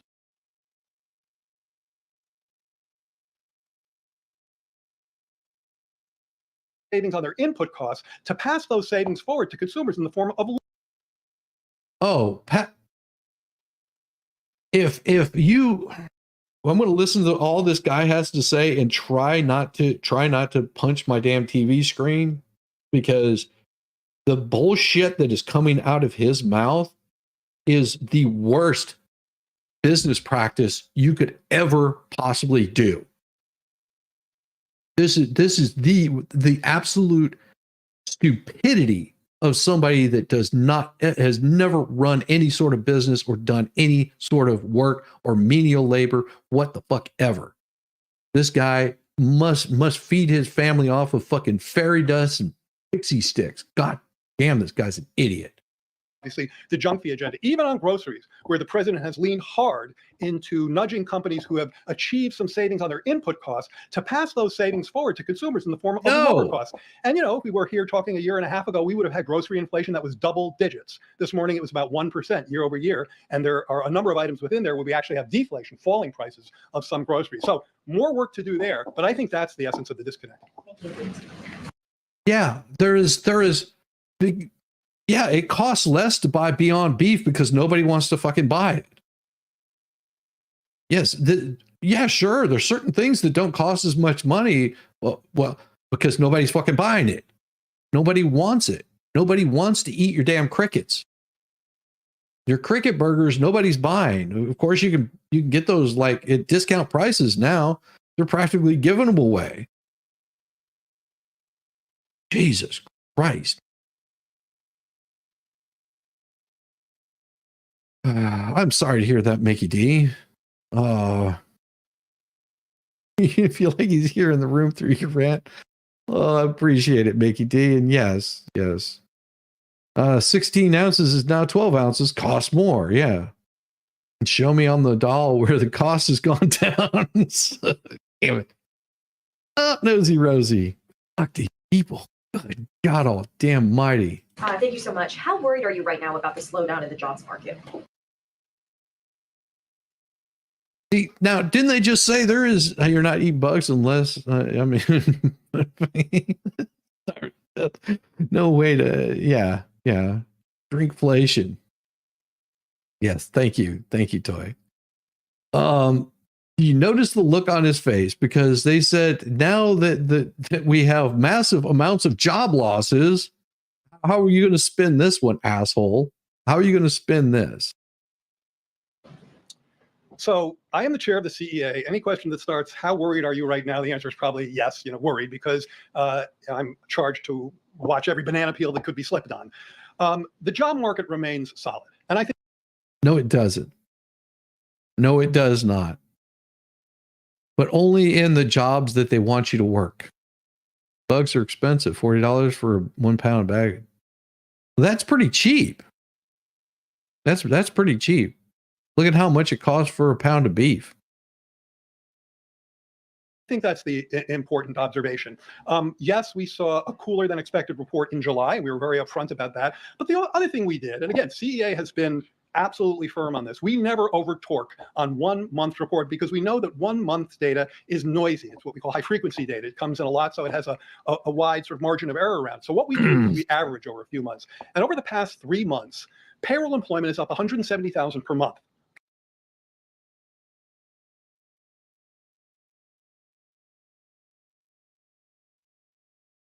If you only created 17 million jobs, this is what they said, 17 million jobs, and their payroll is up $170,000, then that means that was only what, 1 cent?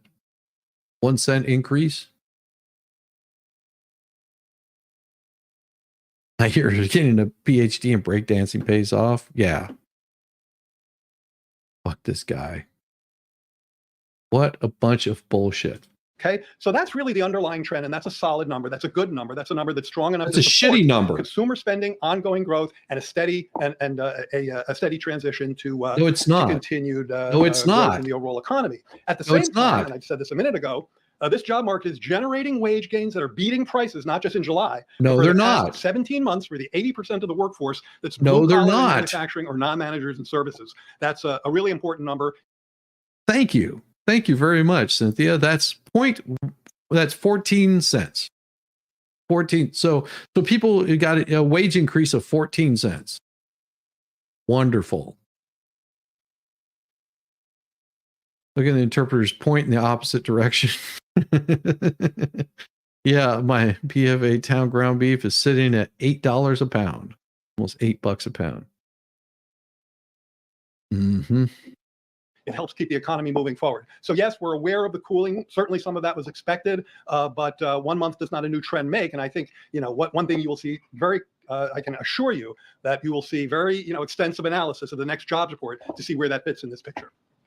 Just kind of following up on that, Jared. Last week there was a little bit of market turmoil. The market's come back up again since then. But connected to that, the market did not come up as compared to what it dropped. Okay. The market will always continue to go up. The market has nothing to do with inflation. It works in spite of inflation. And you look at what actually tanked out. Look at what actually the stuff that went to crap. Those numbers are farted out, not spoken. Yeah. So the market crashed. What was it in the Nikkei, whatever, the Japanese market tanked out last Friday. And don't be surprised if this Friday it does it again over the weekend. Do not be surprised if you see all of your investments go. That's your 401k. That whenever you see the market tank like that, that's your 401k. That's your savings. If you have a 401k, whenever you see the market crash like that, that affects you and your retirement.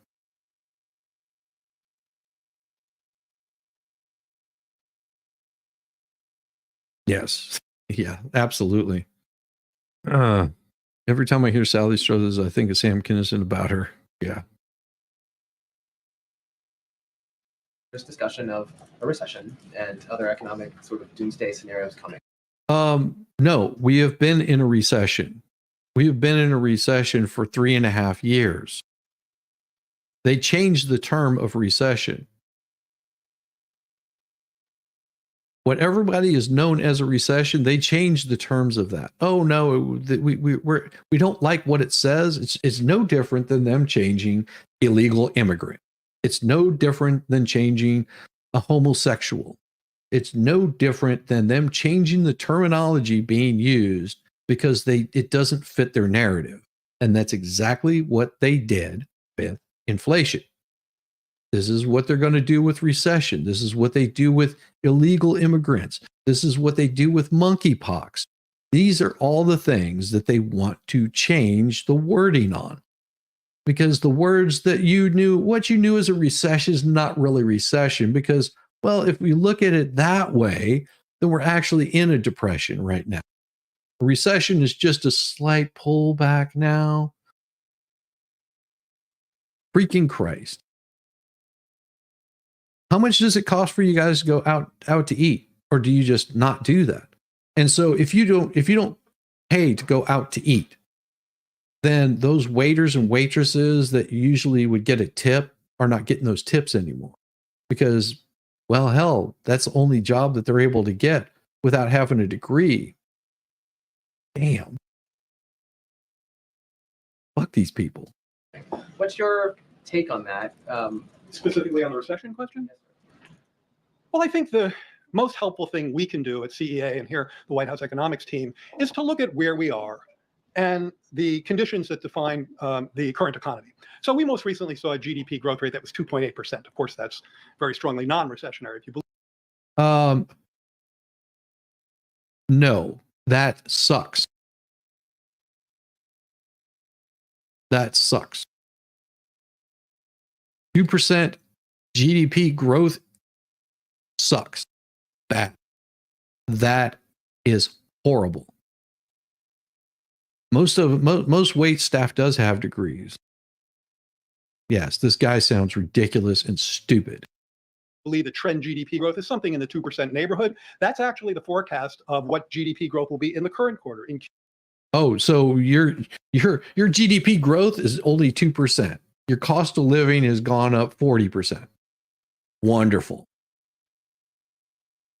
Even the interpreter is saying he's full of crap. Yeah, found a decent Chinese and Fallstorm would know. Jesus. Q3. If you look at the shops that try to back that out, they're right around 2%. Some are higher, some are a little lower. That's about trend GDP growth. We have ongoing wage growth supporting ongoing consumer spending. We'll look at retail sales tomorrow to see where that is. But all of these.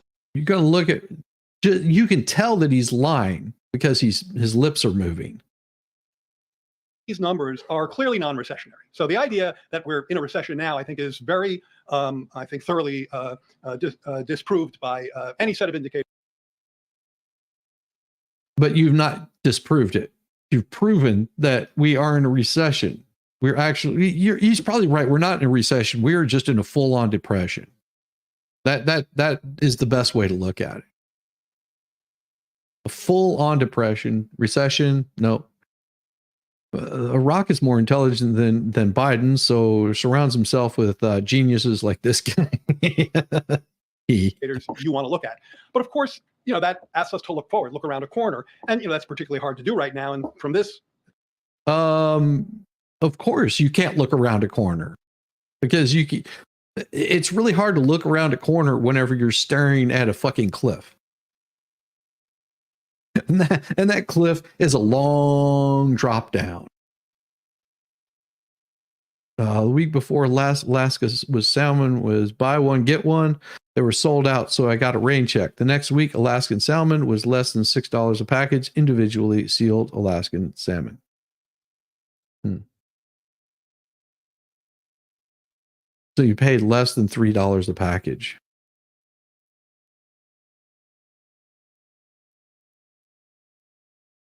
That's bad. That is bad. This podium, I'm not going to make probability suggestions about that. There are lots of market shops. You've been making probability suggestions the whole fucking time you've been up there. What do you mean you're not going to do one now? Can turn to for that. What Morning, I will Heidi. say is that so far in this economy, the fact that the strong job market, which has maintained job gains, There is not a 170,000 strong jobs job on average market. over the past 3 months, and real wage gains in an There economy is that not 70% real wage consumer gains. spending has been doing a great job of keeping the economy moving forward. As long as we're seeing easing inflation, steady. We have not eased inflation. Eased inflation does not mean we go up 2.9% in inflation. That is not easing inflation. All the more reason why we need Trump. Yes, because this guy is blowing smoke up everyone's ass, he's saying that well, 2.9% isn't as bad of an inflation as we were looking around the corner and seeing, because we were seeing somewhere on the realm of like 3 to 4% inflation. So 2.9 is much better than the 3 or 4% inflation that we were expecting. That's how he's telling you his numbers add up. So it wasn't the inflation didn't increase as much as we thought it would. We were expecting it to be much higher than this. And because it's 2.9 instead of 4 or 5, maybe 6% inflation, I think we're doing pretty good right now. That's fucking bullshit. Wage growth, it's beating prices. By the way, lower gas prices seem to me important in that regard. Seems to be important in that regard of what? How much did it decrease? 20 cents a gallon? Oh, you can't even buy a pack of gum for 20 cents, asshole. They're down something like 30, 35 cents relative to a year ago. That also. Relative to a year ago?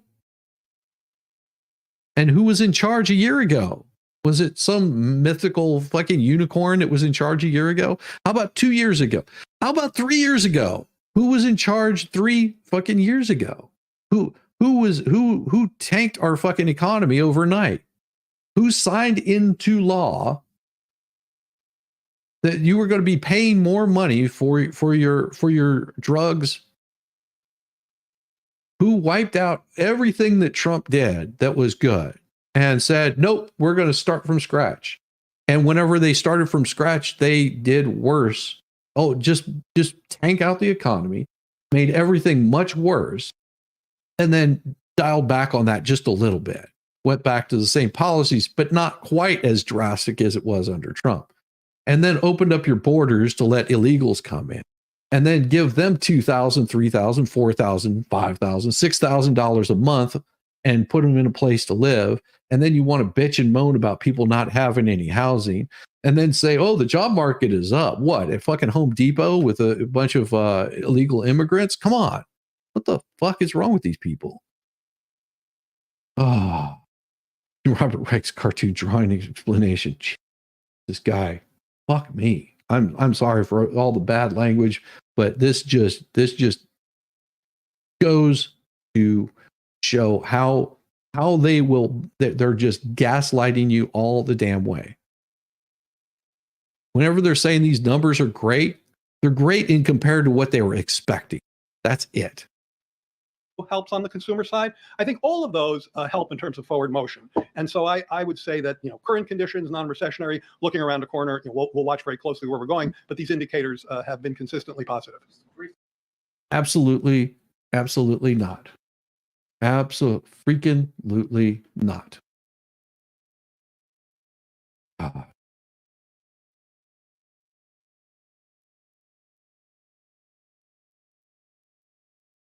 I've had enough of that. I've had enough of that bullshit. I have had enough of this guy trying to tell me that everything is sunny and beautiful and wonderful, and it's not.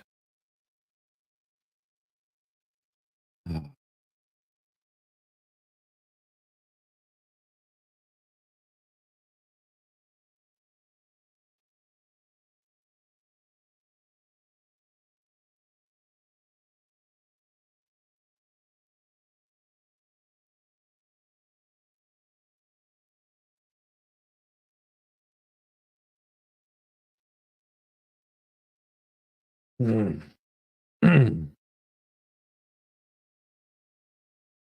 I'm trying to pull something up that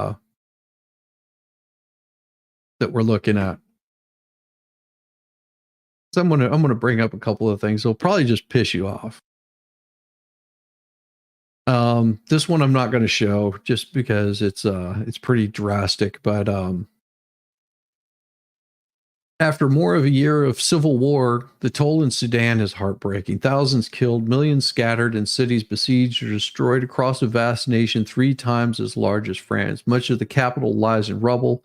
This month, international officials declared that part of Sudan was in a famine, with at least 100 people die of hunger every day.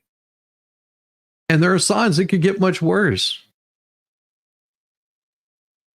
Only 5 years ago, Sudan was a source of euphoric hope when crowds of young people gathered to out President Omar Hassan al-Bashir, the country's dictator of 3 decades. For once, it seemed that a popular revolution in an Arab country might succeed. Artists flourished, politics opened up, Western governments offered to cancel billions of dollars in debt. Al-Bashir went to jail, convicted on corruption charges. Those dreams were dashed after just 2 years, and in 2021, when Sudan's military and a powerful paramilitary group known as the Rapid Support Forces, unwilling to cede power to civilians, united to overthrow the government in a coup. And what happened in 2021?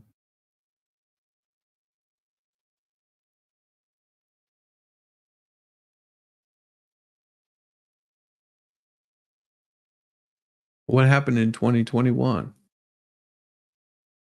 Oh, they call it a surprise war. April of 2023, many residents figured it wouldn't last long. Sudan had experienced dozens of coups, more than any country in Africa since it won independence in 1956. Most were short-lived and bloodless, but military found that the RSF, a force it once helped create, was now a formidable adversary with fighters. Because Sudan is such a huge and populous country, the number of people who may starve is staggering. According to the latest estimates, 26 million people, over half the population, are suffering crisis levels of hunger. On August 1st, 2 groups of global hunger experts declared famine at the camp in Darfur, the world's first since 2020. Other parts of the country may soon follow.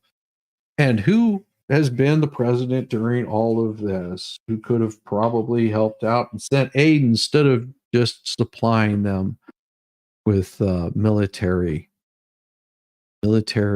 things? Nice.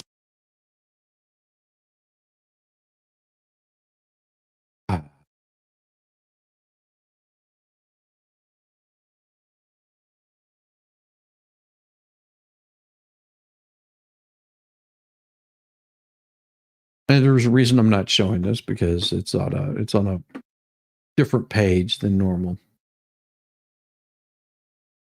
So during a speech in North Carolina, Donald Trump directed a series of insults at Camel Toe, claiming she had the laugh of a crazy person. See no lies there. But he's also hammered her on her policies, which have been non-existent. Their policy, you know what the Harris campaign's policies are for changing the America from day one. It's not like she's not in charge right now, but from day one they're gonna lower the cost of living for everybody. On day one, they're gonna reduce inflation. On day one, they're gonna cut spending. On day one, dude, we're well past day one. You've had almost 4 years to get this shit under control, and you haven't done anything in 4 years. If people think that Kamala is going to do anything different than what she's been doing for the past 4 years, well, then you're just an idiot. That's what Trump said. If you vote for this, you are voting for exactly what you get. If you're wondering why your inflation sucks, it's because you voted for it. If you're wondering why the cost of living has gone up, you voted for it. I'll be on your knees for you, camel toe campaign promise. Oh, more like champagne room. Oh. Trump criticized the Affordable Care Act, but he said he would leave it in place unless we can do something much better. He also promised to raise tariffs up to 20% on trading partners with the US because the tariffs are non-existent right now on foreign goods, whereas we're paying a lot of tariffs on our goods that go to other countries. Now, Tim Walz, which says he is a hunter and a veteran, was a small town guy, but it was the Parkland shooting that helped turn him into a gun control advocate, which means to take away your Second Amendment rights. That's what I'm reading right now. It looks like Robert F. Kennedy tried to meet with Harris to discuss endorsing her in exchange for a cabinet post. Jesse Ventura, piece of shit, has endorsed Harris. Yeah, he was also a former Minnesota governor, but they say a professional wrestler, while the professional wrestler Hulk Hogan has endorsed Trump. Doesn't matter to me who gives their endorsement. Elon endorsed Trump too. And Elon has described himself as left of center and always has been, always voted Democrat, but he's tossing his hat in for Donald Trump this year. Why? Same reason he moved out of California. No, Obamacare is all right with me. Yeah, Obamacare is not right with me. Walz met his wife Gwen when they taught the same Nebraska high school. Friends describe her as cool-headed, incompetent. Nancy Pelosi helped push President Biden out of the 2024 race. It chilled their 5-decade friendship. Speaking to online content creators at the White House, Biden joked he was looking for a job because he's been paying the content creators, all these content creators that he met at the White House. If you look at the list, those are the people that are being paid to endorse Biden, Harris now, I guess. Defunded the police, watched Minnesota burn. Yes. Yeah, the U.S. economy, and I'm looking at this U.S. economy dropped.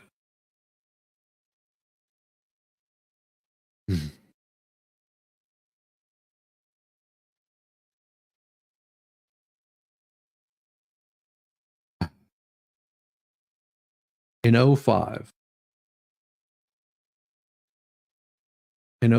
the economy went up. Inflation was up at 6%,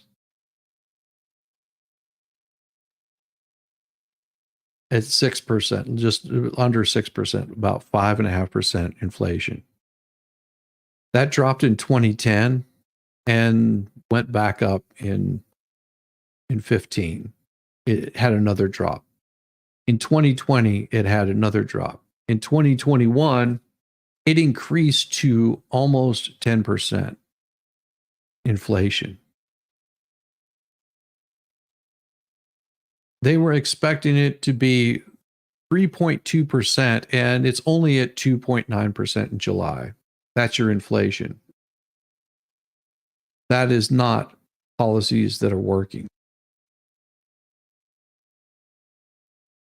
Ukraine's military advanced even deeper into Russian territory. Russia withdrew some troops from Ukraine to combat the incursion. More than 130,000 Russians have fled or been evacuated. Only 130,000? Now, what about the war in Gaza? Wasn't it in like the tens of thousands? But 130,000 Russians have fled or been evacuated. Germany issued arrest warrant for a Ukraine man it suspects of helping sabotage the Nord Stream pipeline in 2022. Yeah, Germany issued a warrant for that. Yeah, dancing around the issue without addressing the issue shall be known as the Harris Waltz. The Harris Waltz, I love it. Other big stories over the past decade, some counties in Northern California have seen half their land burn. Hurricane Ernesto cut power on Puerto Rico. The World Health Organization declared a global emergency over monkeypox. Only in Africa, the disease is, they changed the name, but it is still monkeypox, has killed more than 500 people in the Democratic Republic of Congo this year. New Zealand charity gave hundreds of meth, gave away meth to disguise as candy. And Trump distanced himself on abortion bans. Conservative Christians aim to restrict abortion from conception and limit access to IVF with or without him. Oh, isn't that amazing? Yeah, see, he's always said the same thing over and over again.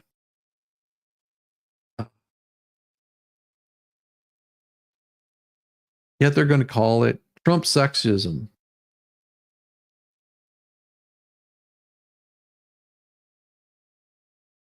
I love how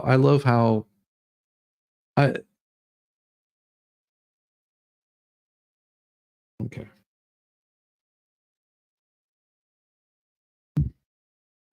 Does anybody understand what living off the grid means? Serious. Now, I want to make this clear. Whenever you're living off the grid, it means you're off the electrical grid, internet. You don't have a cell phone. You don't have anything that can be tied to you. That's living off the grid. Okay. Now, there's something here in the New York Times that says homesteaders, they're living off the grid and posting about it online.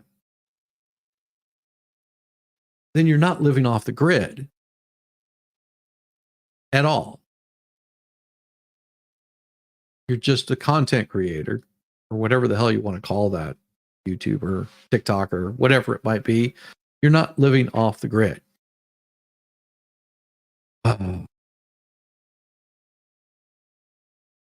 This is just absolute stupidity. These people want to, no accounts anywhere at any point in time. You're off the grid.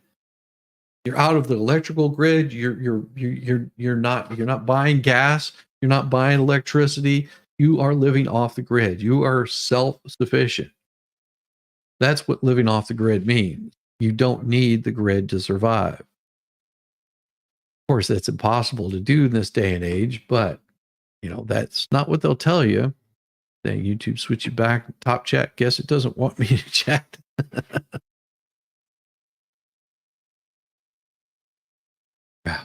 These people just amaze me that they're this stupid. These people are that stupid.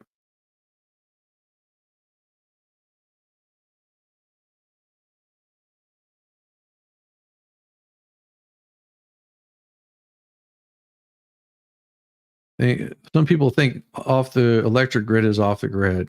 Yeah, they're roughing it.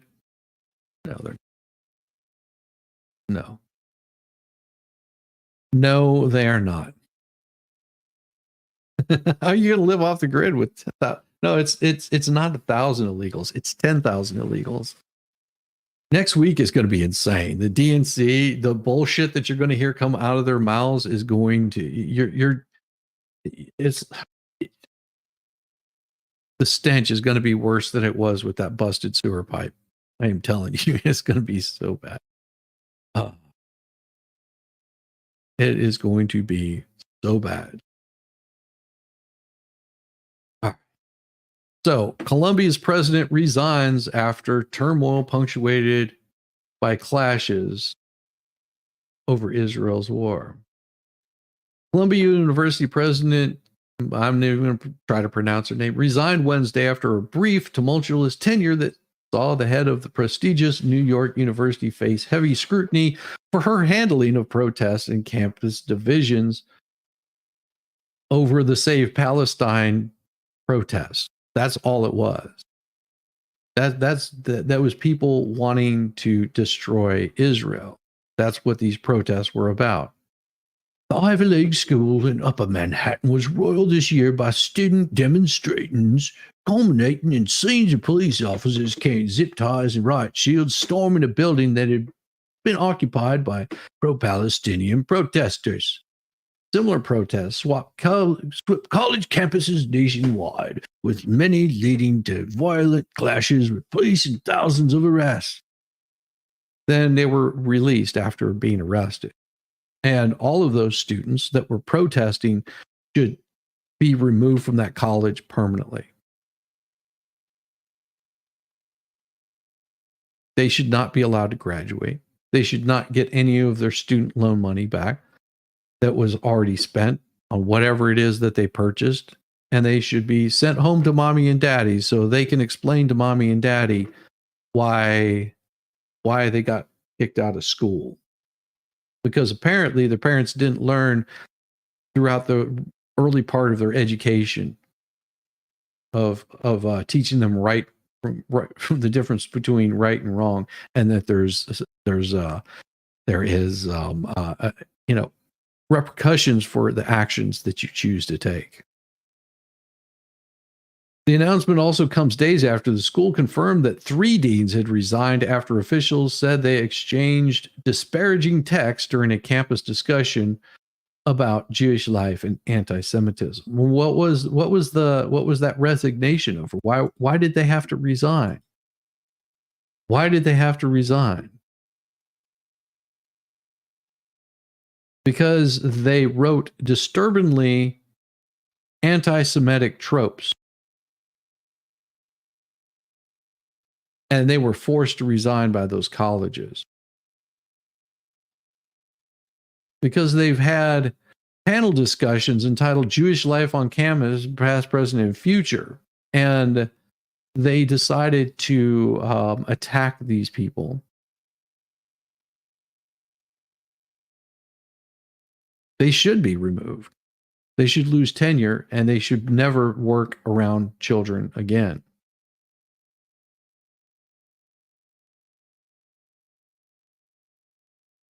One suggested that a panelist speaking about anti-Semitism planned to use it as a fundraising opportunity. Another told the campus's rabbi's essay about anti-Semitism. The administrators have not commented publicly since the exchange became public in June. 2 of them, and you haven't heard anything about this. A House Committee on Education Workforce has since published some of the messages. Oh, let's see what some of those messages were. Let's see if we've got this one right here.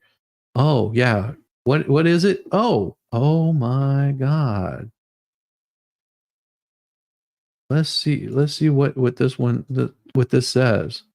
Holy crap. I am hold on just a second. Let's read some of these disparaging texts. Open this thing up. Holy crap. I didn't know that I was gonna. This is a treasure trove. Let's see. We are going to edit, and we're going to rotate. Rotate. What the hell is going on? Not responding. You assholes.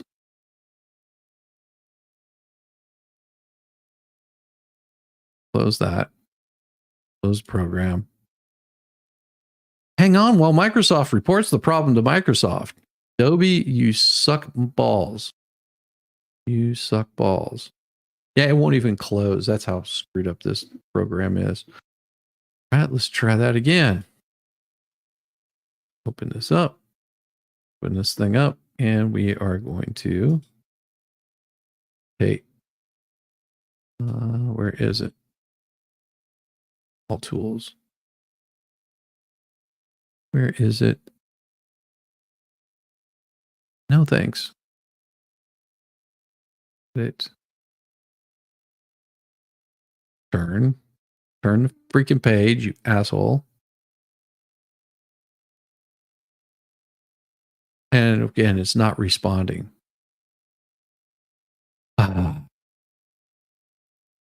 We'll give it a few. See if it actually works.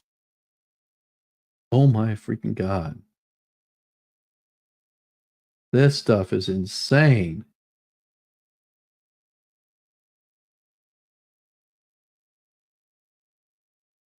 Holy crap. Whenever this thing actually works, you're going to be just amazed by this. Some of the stuff that they're saying is coming down in a moment, like coming. This use of the word Hamas is interesting. Students generally weren't protesting for Hamas. He is strategic. This is difficult to listen to. It's not surprising, but it's interesting to hear from them firsthand. Oh, I thought it would be. Did we really have students being kicked out of clubs for being Jewish? To my knowledge, no one was actively kicked out. But groups signed CUAD and other pledges, and many Jewish students didn't feel welcome. But groups signed on to CUAD and other pledges, and oh, got it. It seems they felt pressure, chose to have, and went. Oh, I'm not even going to say that word. I see. When advisors were looped in on the vanity show, we were able to guide leaders in a way to remind them of a range of identities are involved, etc. Holy crap. I'm having to read it sideways. Holy crap.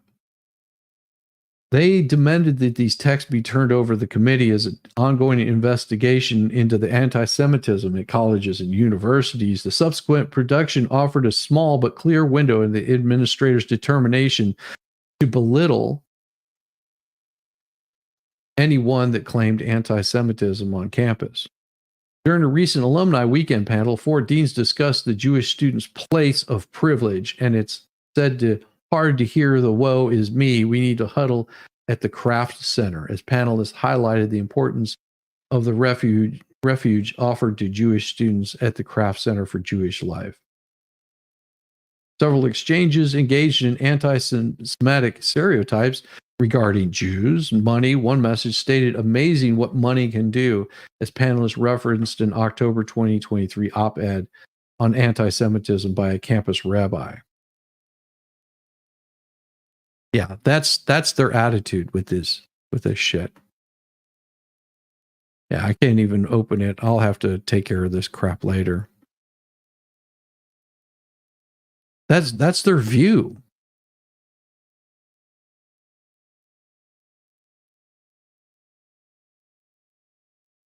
This announcement, and of course, they're just blowing this off like it's no big deal. She was one of the university leaders called in for questioning before Congress earlier this year. She was criticized by Republicans. She should have been criticized by a lot of people who accused her of not doing enough to combat concerns about anti-Semitism on Columbia's campus. She began a role in July last year, announced her resignation in an emailed letter to university community just weeks before the classes on September 3rd. University on Monday began restricting campuses' access to people with Columbia IDs and registered guests, saying they wanted to curb disruptions as the new semester nears.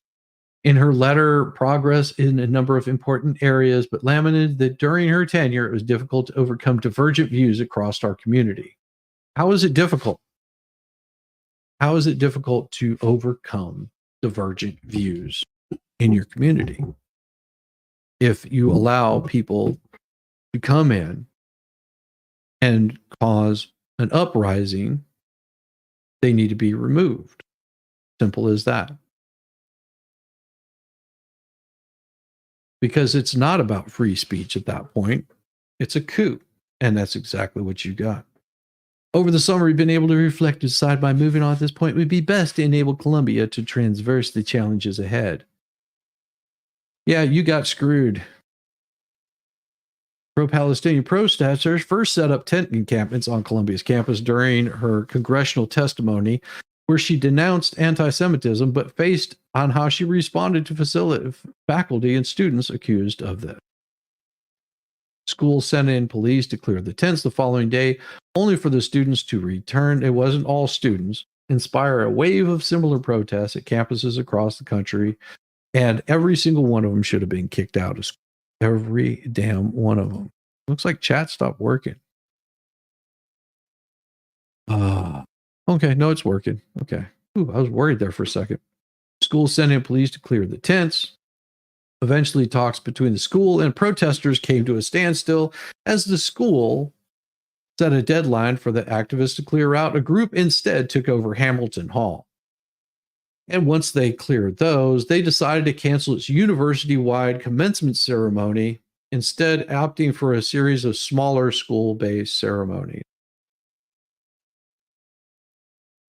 This campus was mostly quiet this summer, but a conservative news outlet in June published images of what they said were text messages exchanged by administrators while attending a panel discussion.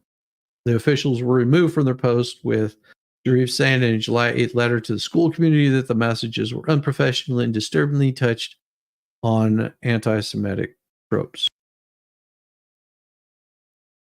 Of course, critics were quick to cheer the end of her tenure, which is the shortest in the school history. Unfortunately, this sucks for Columbia, but hey, you get what you pay for, isn't that right? Breaks on the chat was something I said. I don't think you said anything wrong, Roselia. It just looked like chat got really damn quiet all of a sudden. They were on fire a minute ago, and then they got really, really quiet. I was like, oh crap, did I say something wrong? No. I don't think I did.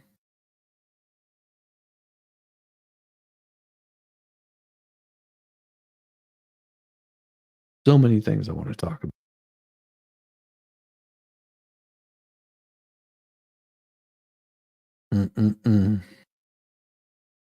Let's see. Let's see if we've got something in this news story here. So let's see.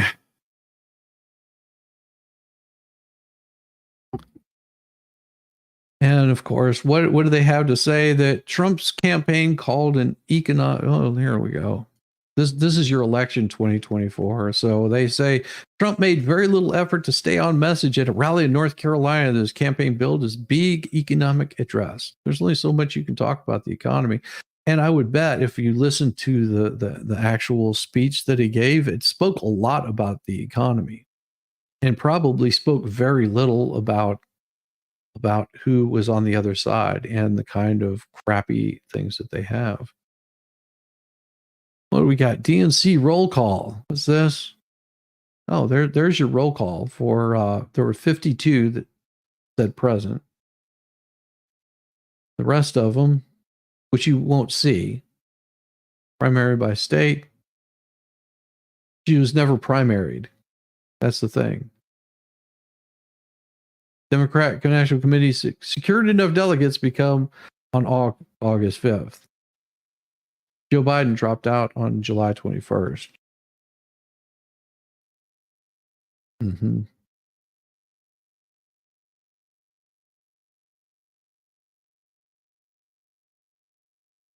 Yeah, the only reason she qualified for the virtual roll call, it was pre-planned. Nobody wanted her, but that was the only person that you could vote for if you were going to put in a Democrat. Isn't that beautiful? Doesn't that make you feel special? Doesn't that make you just go, oh my gosh, we're seeing something unprecedented before? Yeah, people being told that they're screwed.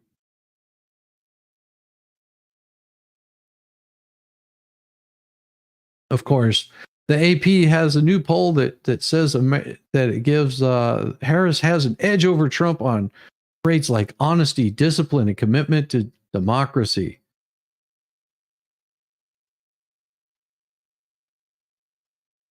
What they say is Trump sticks to attack lines, famous, familiar attack lines during speech billed as a significant economic address.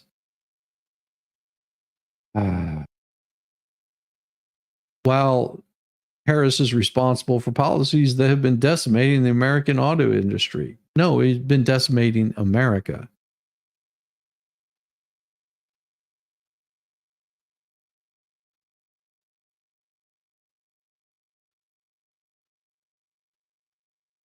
Chaos agent.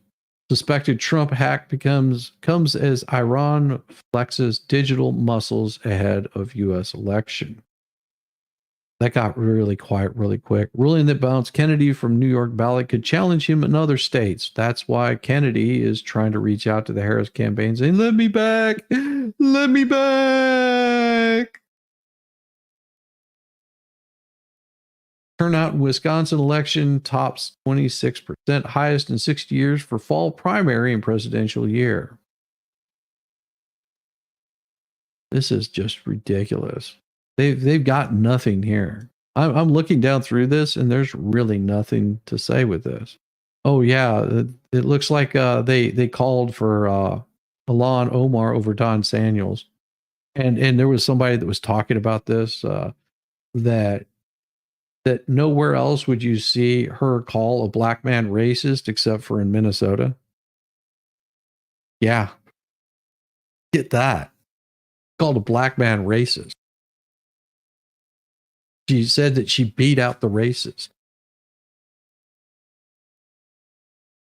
Which was really weird because while those votes were being counted, the polls closed at 8 o'clock, at 8:15, no count, at 8:30, no count, at 9 o'clock, no count, at 8:45, no count, at 9:30, I think it was 9 o'clock, they had 5% counted, and at 9:30, they had 96% of their votes were counted. So polls close at 8, 8:15, no count, 8:30, no count, 8:45, no count. 9 o'clock, they have 5% counted. And in a half an hour, they had 96% of their votes counted.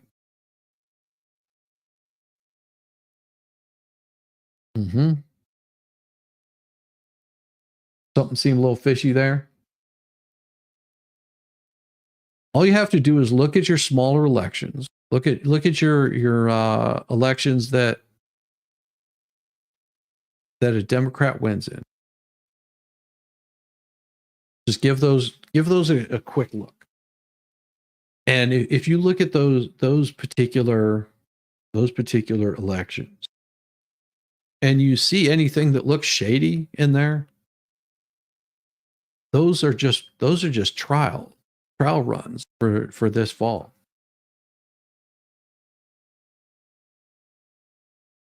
All of the shady shit that you see going on, those are just trial runs for this fall.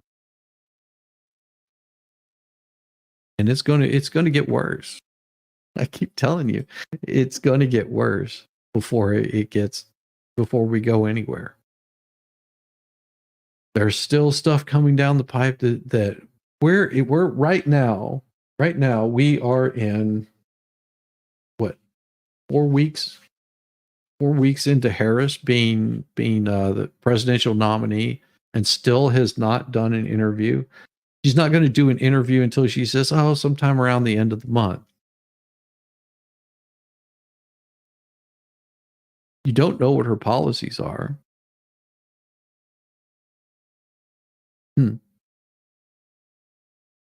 It is going to, sounds like November 2020 overnight election tallies.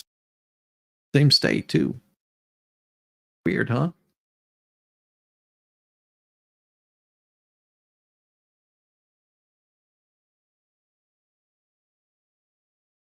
I mean, there's nothing you can do about it. What, you are you going to try to go in and say something to these people?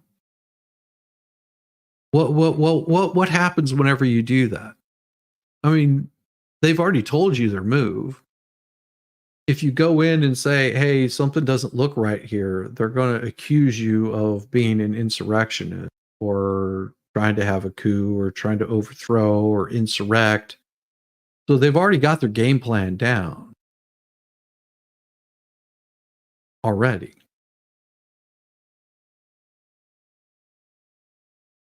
What you think you're going to change their mind overnight? You think you're going to get people on your side? Here's the problem. Even if you got all of the Democrats on your side, the ones that are more moderate left, if you got all of those to even vote, and I'm saying unprecedented numbers, there's that many people that do not want to have camel toe in there, which there are. Just imagine this. You've got all of those people, and we're talking about in the millions of voters that are siding with Trump. You are going to find that they already know what those numbers are. Here's my suggestion, and this is my suggestion. There's somebody else that came up with it. Can't take all the credit for this. All the red states, all the red counties, every single one of you, red counties, your red states, every single one of them that votes primarily Republican, I call on you to not turn over your vote tallies until after all of the blue states and the blue counties have turned over theirs.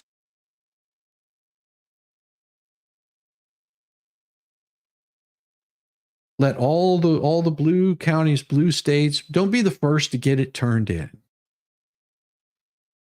Hold off on it. Wait. And if it takes 3 weeks, wait. Don't turn any of them in. Wait until all of the high battleground states have theirs turned in. Let them get all theirs turned in. I'm serious about this. I joke not. This is one of the best ideas that I've heard. If all of the blue states, all the blue counties, all the non-battleground states hold their tallies, don't turn them in, because you're going to have places like Minnesota, Maricopa County. You're going to see it in Atlanta, Georgia. You're going to see it in Minnesota. You're going to see it in places in Texas. You're going to see it in all of these little blue counties that they're not going to turn in those vote tallies until sometime around 1 o'clock in the morning after everybody's gone to bed and gone to sleep. All of a sudden, those numbers are going to jump.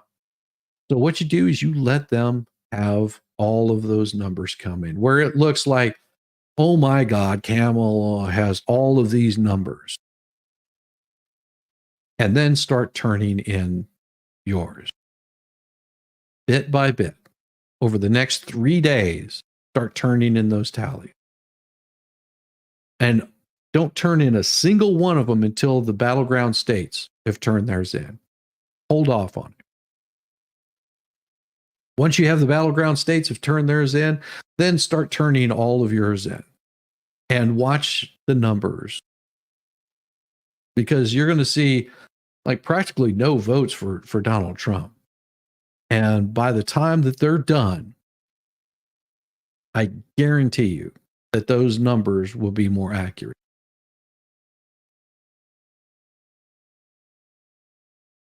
I mean, you'll still see some votes come in for the Democrats, but once you get rid of the battleground states, those are out of the way. Those numbers, they can't cook them anymore.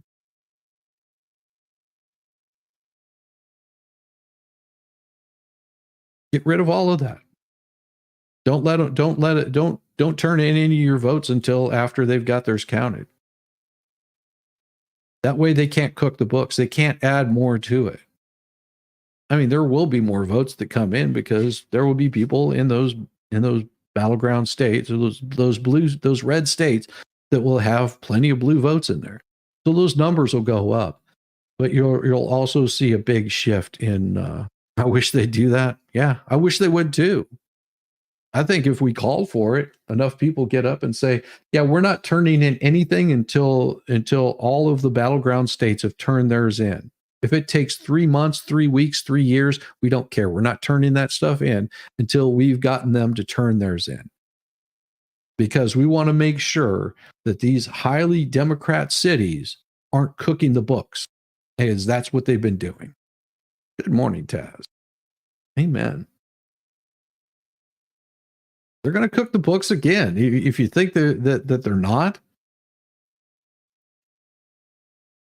and then they'll gaslight you and call you an insurrection if you try looking at what exactly it is that they're doing. Why do you think they put up shielding in some of these counties around the windows so you couldn't see what the people were doing whenever they were tallying the votes? Why the people that were supposed to be watching, be the watchdogs there, weren't allowed back into the building? Why all of a sudden they had ballots come rolling in disguised as camera equipment? I mean, we all saw it. We saw them come rolling in ballots. We saw them closing off windows. And yet we were told, this is not what you see. There was nothing shady going on.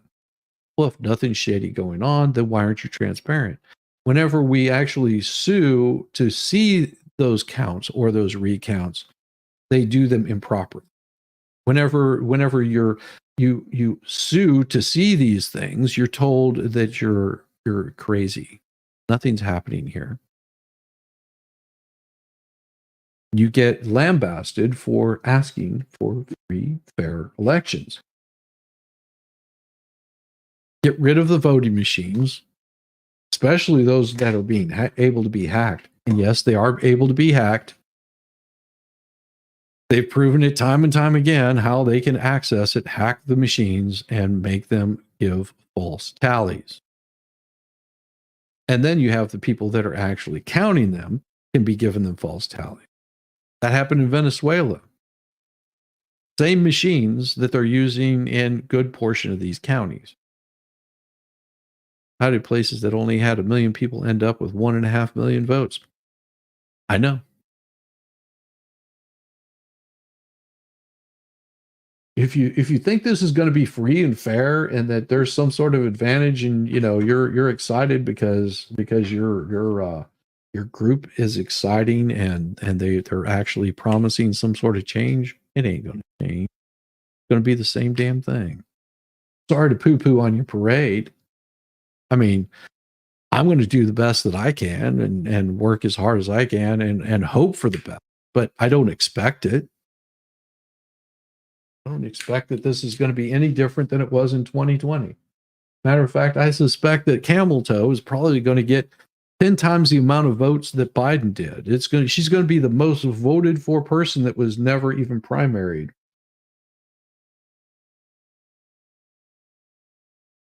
That's my suspicion.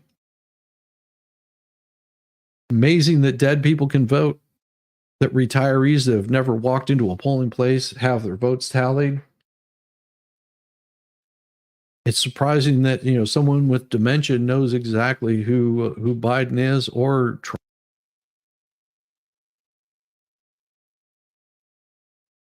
Oh no, I'm spreading misinformation, disinformation. I don't know. Misinformation or disinformation. What exactly is that? What is it? So misinformation would be misinforming people of things that I thought were true that are not. Disinformation would be trying to misinform you, disinform you. I don't know. I don't know. I don't care. Undeclared politically. That's awesome. It's a good thing to be undeclared politically. Vote for who you think is going to do the best job. It's a sucky thing, but this is where we're at in the world, and this is where it's going to be for some time. If you think things are getting better, it's not. It's going to get worse. We've yet to see the level of oh, that's pretty nice.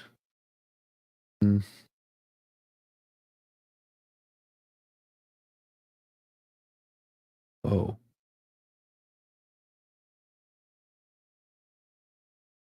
Wow, that's I just saw something that's A little bit spooky. Wow. Yeah, I'm not allowed to show this. I just saw something on that's crazy.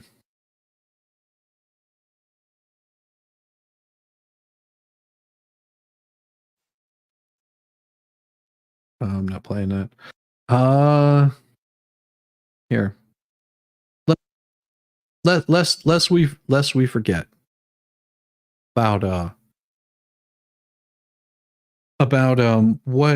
how Alon Omar was voted in the first place. This right here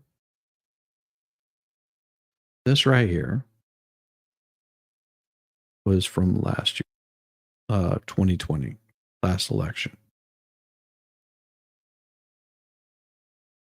Lest we forget.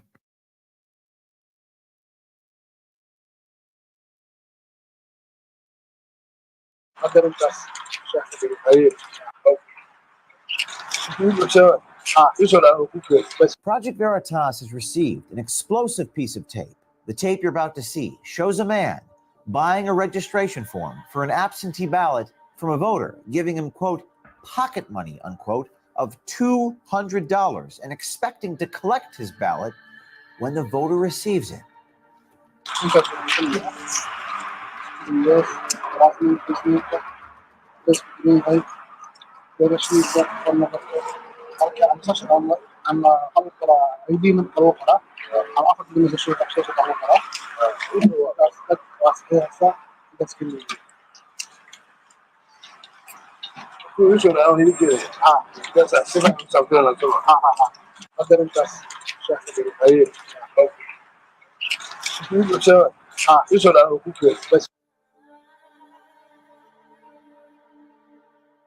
But that's illegal. Why? We don't care illegal. How much are we? Good one.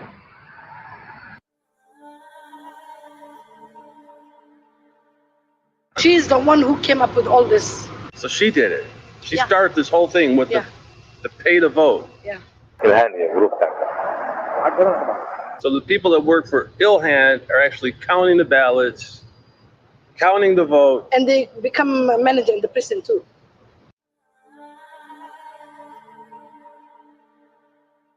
They walk with you to the booth, and then they vote. Oh, vote this guy, vote this guy, vote this guy.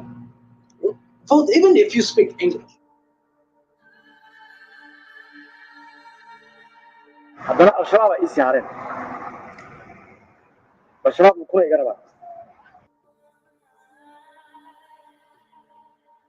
The reason she's fighting for Palestine is because of this guy. So it's all about money and power, and they want her to defend Israel money.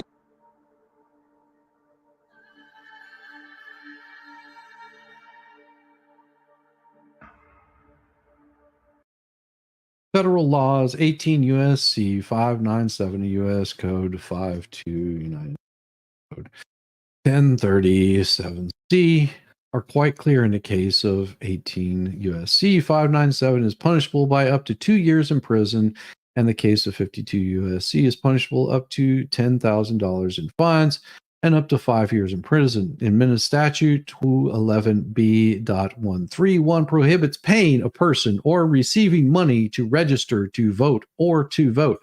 This is a state felony punishable by more than 1 year prison.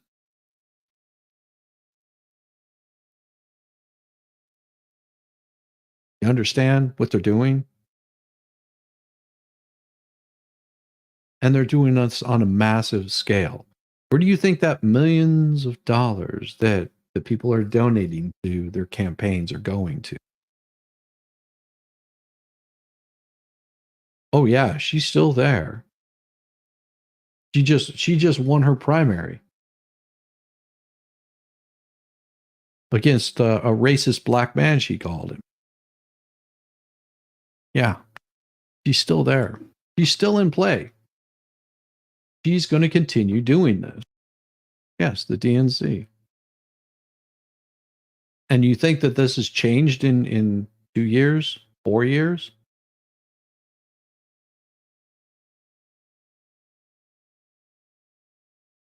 Exactly, MG. That is the truth right there. That is the absolute truth. Nothing's going to be done about this.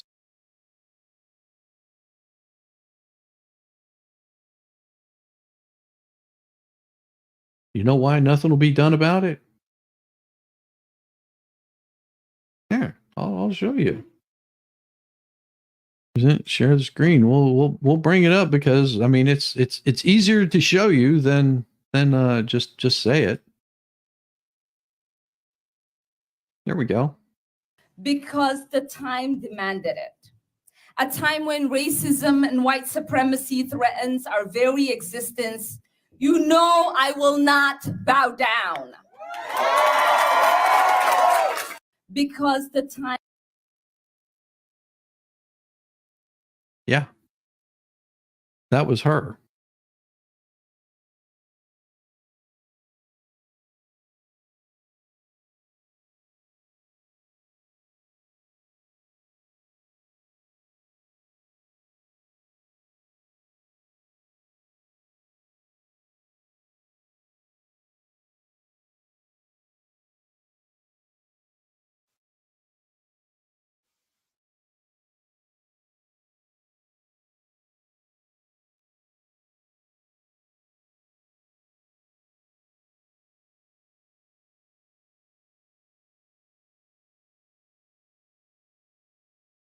So funny.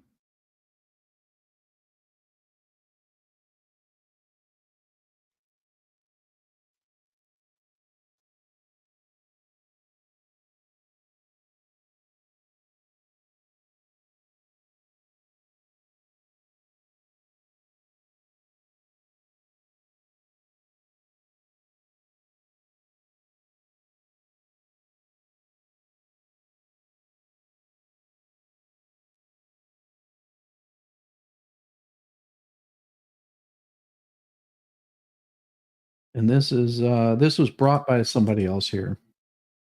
Somebody else sent me this right here. And we will show this, and then I'll probably end up calling it a day. G-Law, I'm blaming you for you being late this morning for shizzy. You can blame me for being late because I gave MG some ammunition. How did it go last night, MG? You have a good time? Was that insane or what? An hour and a half of because she's a Democrat is incestuous. Yes. So here we go. Are you able to provide an update as to where you're at in that process and potentially a time frame as to when a decision could be made? I know, in fact, I was talking to one of the investigators working on it this morning about an update, and I know they're going through it quickly. They've talked to a number of people, and as you can imagine, it's gathering information from a number of different sources, medical, courts, etc. So they're busy working on that. And then just generally, when looking at a case like that, how usual or typical or unusual is it to have a case referred to your office in the way that it was when a judge makes a ruling in a family court case and then it ends up in I've seen that happen before. I've actually had cases where that's happened, and the judge has referred. Typically, it's for perjury charges. They'll refer it directly to our office. So that part's not uncommon. Obviously, the nature of the case is exceptional. Yeah, that was Laura Owens.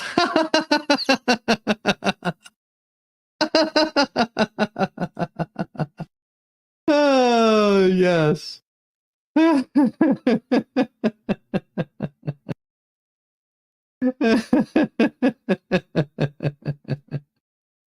Oh, I love it. I love it. Oh.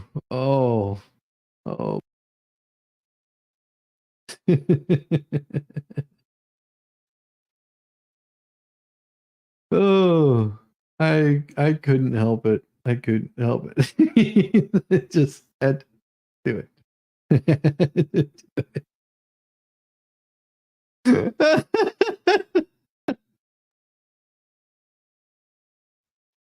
Oh,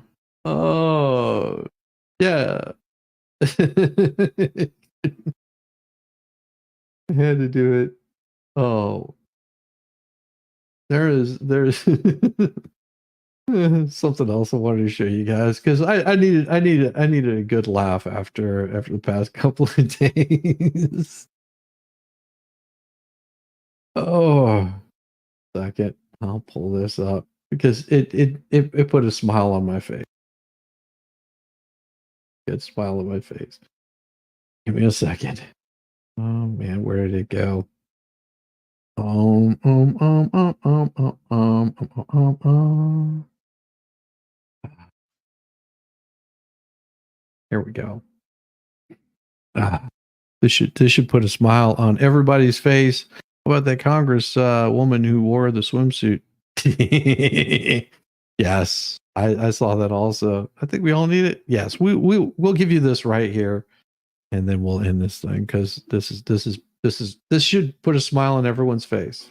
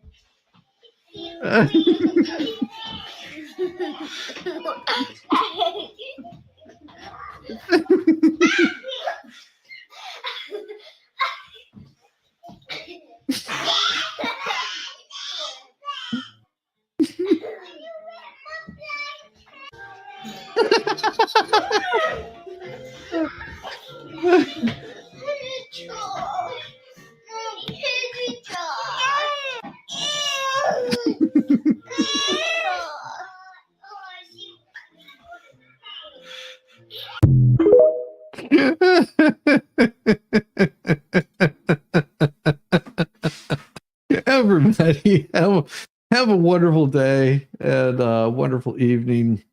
I hope to do a stream tonight. Oh man, it just we'll see how things go. It depends on what happens throughout the day. I'm sure that there will be lots of stories out there for everyone. Let me you know what I forgot to do because I suck. I suck so bad. I forgot to give you guys a redirect. Let me see. We'll send you guys over to see the Broken Baker. Looks like he's got something going on today. Let me get that sent over there for you guys. Just a second, and I think I've got it set up for that. I never turned that off. I didn't even add a trailer to this thing because, well, I was tired last night. Let's see. We've got Broken Baker with more of Florida versus Susan Lorenz. Oh my gosh. Yeah, let's send you guys over there. Make sure that you give that man some love. He's good people, and people call me hardworking. That man right there, he can go for hours and hours on end. Me, I pale in comparison. Yes, I will get to feeling better, and don't let this crap get you down. Don't let it stress you. Just just eat the bugs, live in your pod, and you'll be absolutely fine. There's nothing to see here. It's all fun and games until somebody gets hurt, and nobody's gotten hurt yet. Except for a couple of people, but their feelings don't matter. Now I gotta call somebody to come get me because my car turned into a spaceship and I don't know how to fly it. I'm not an astronaut.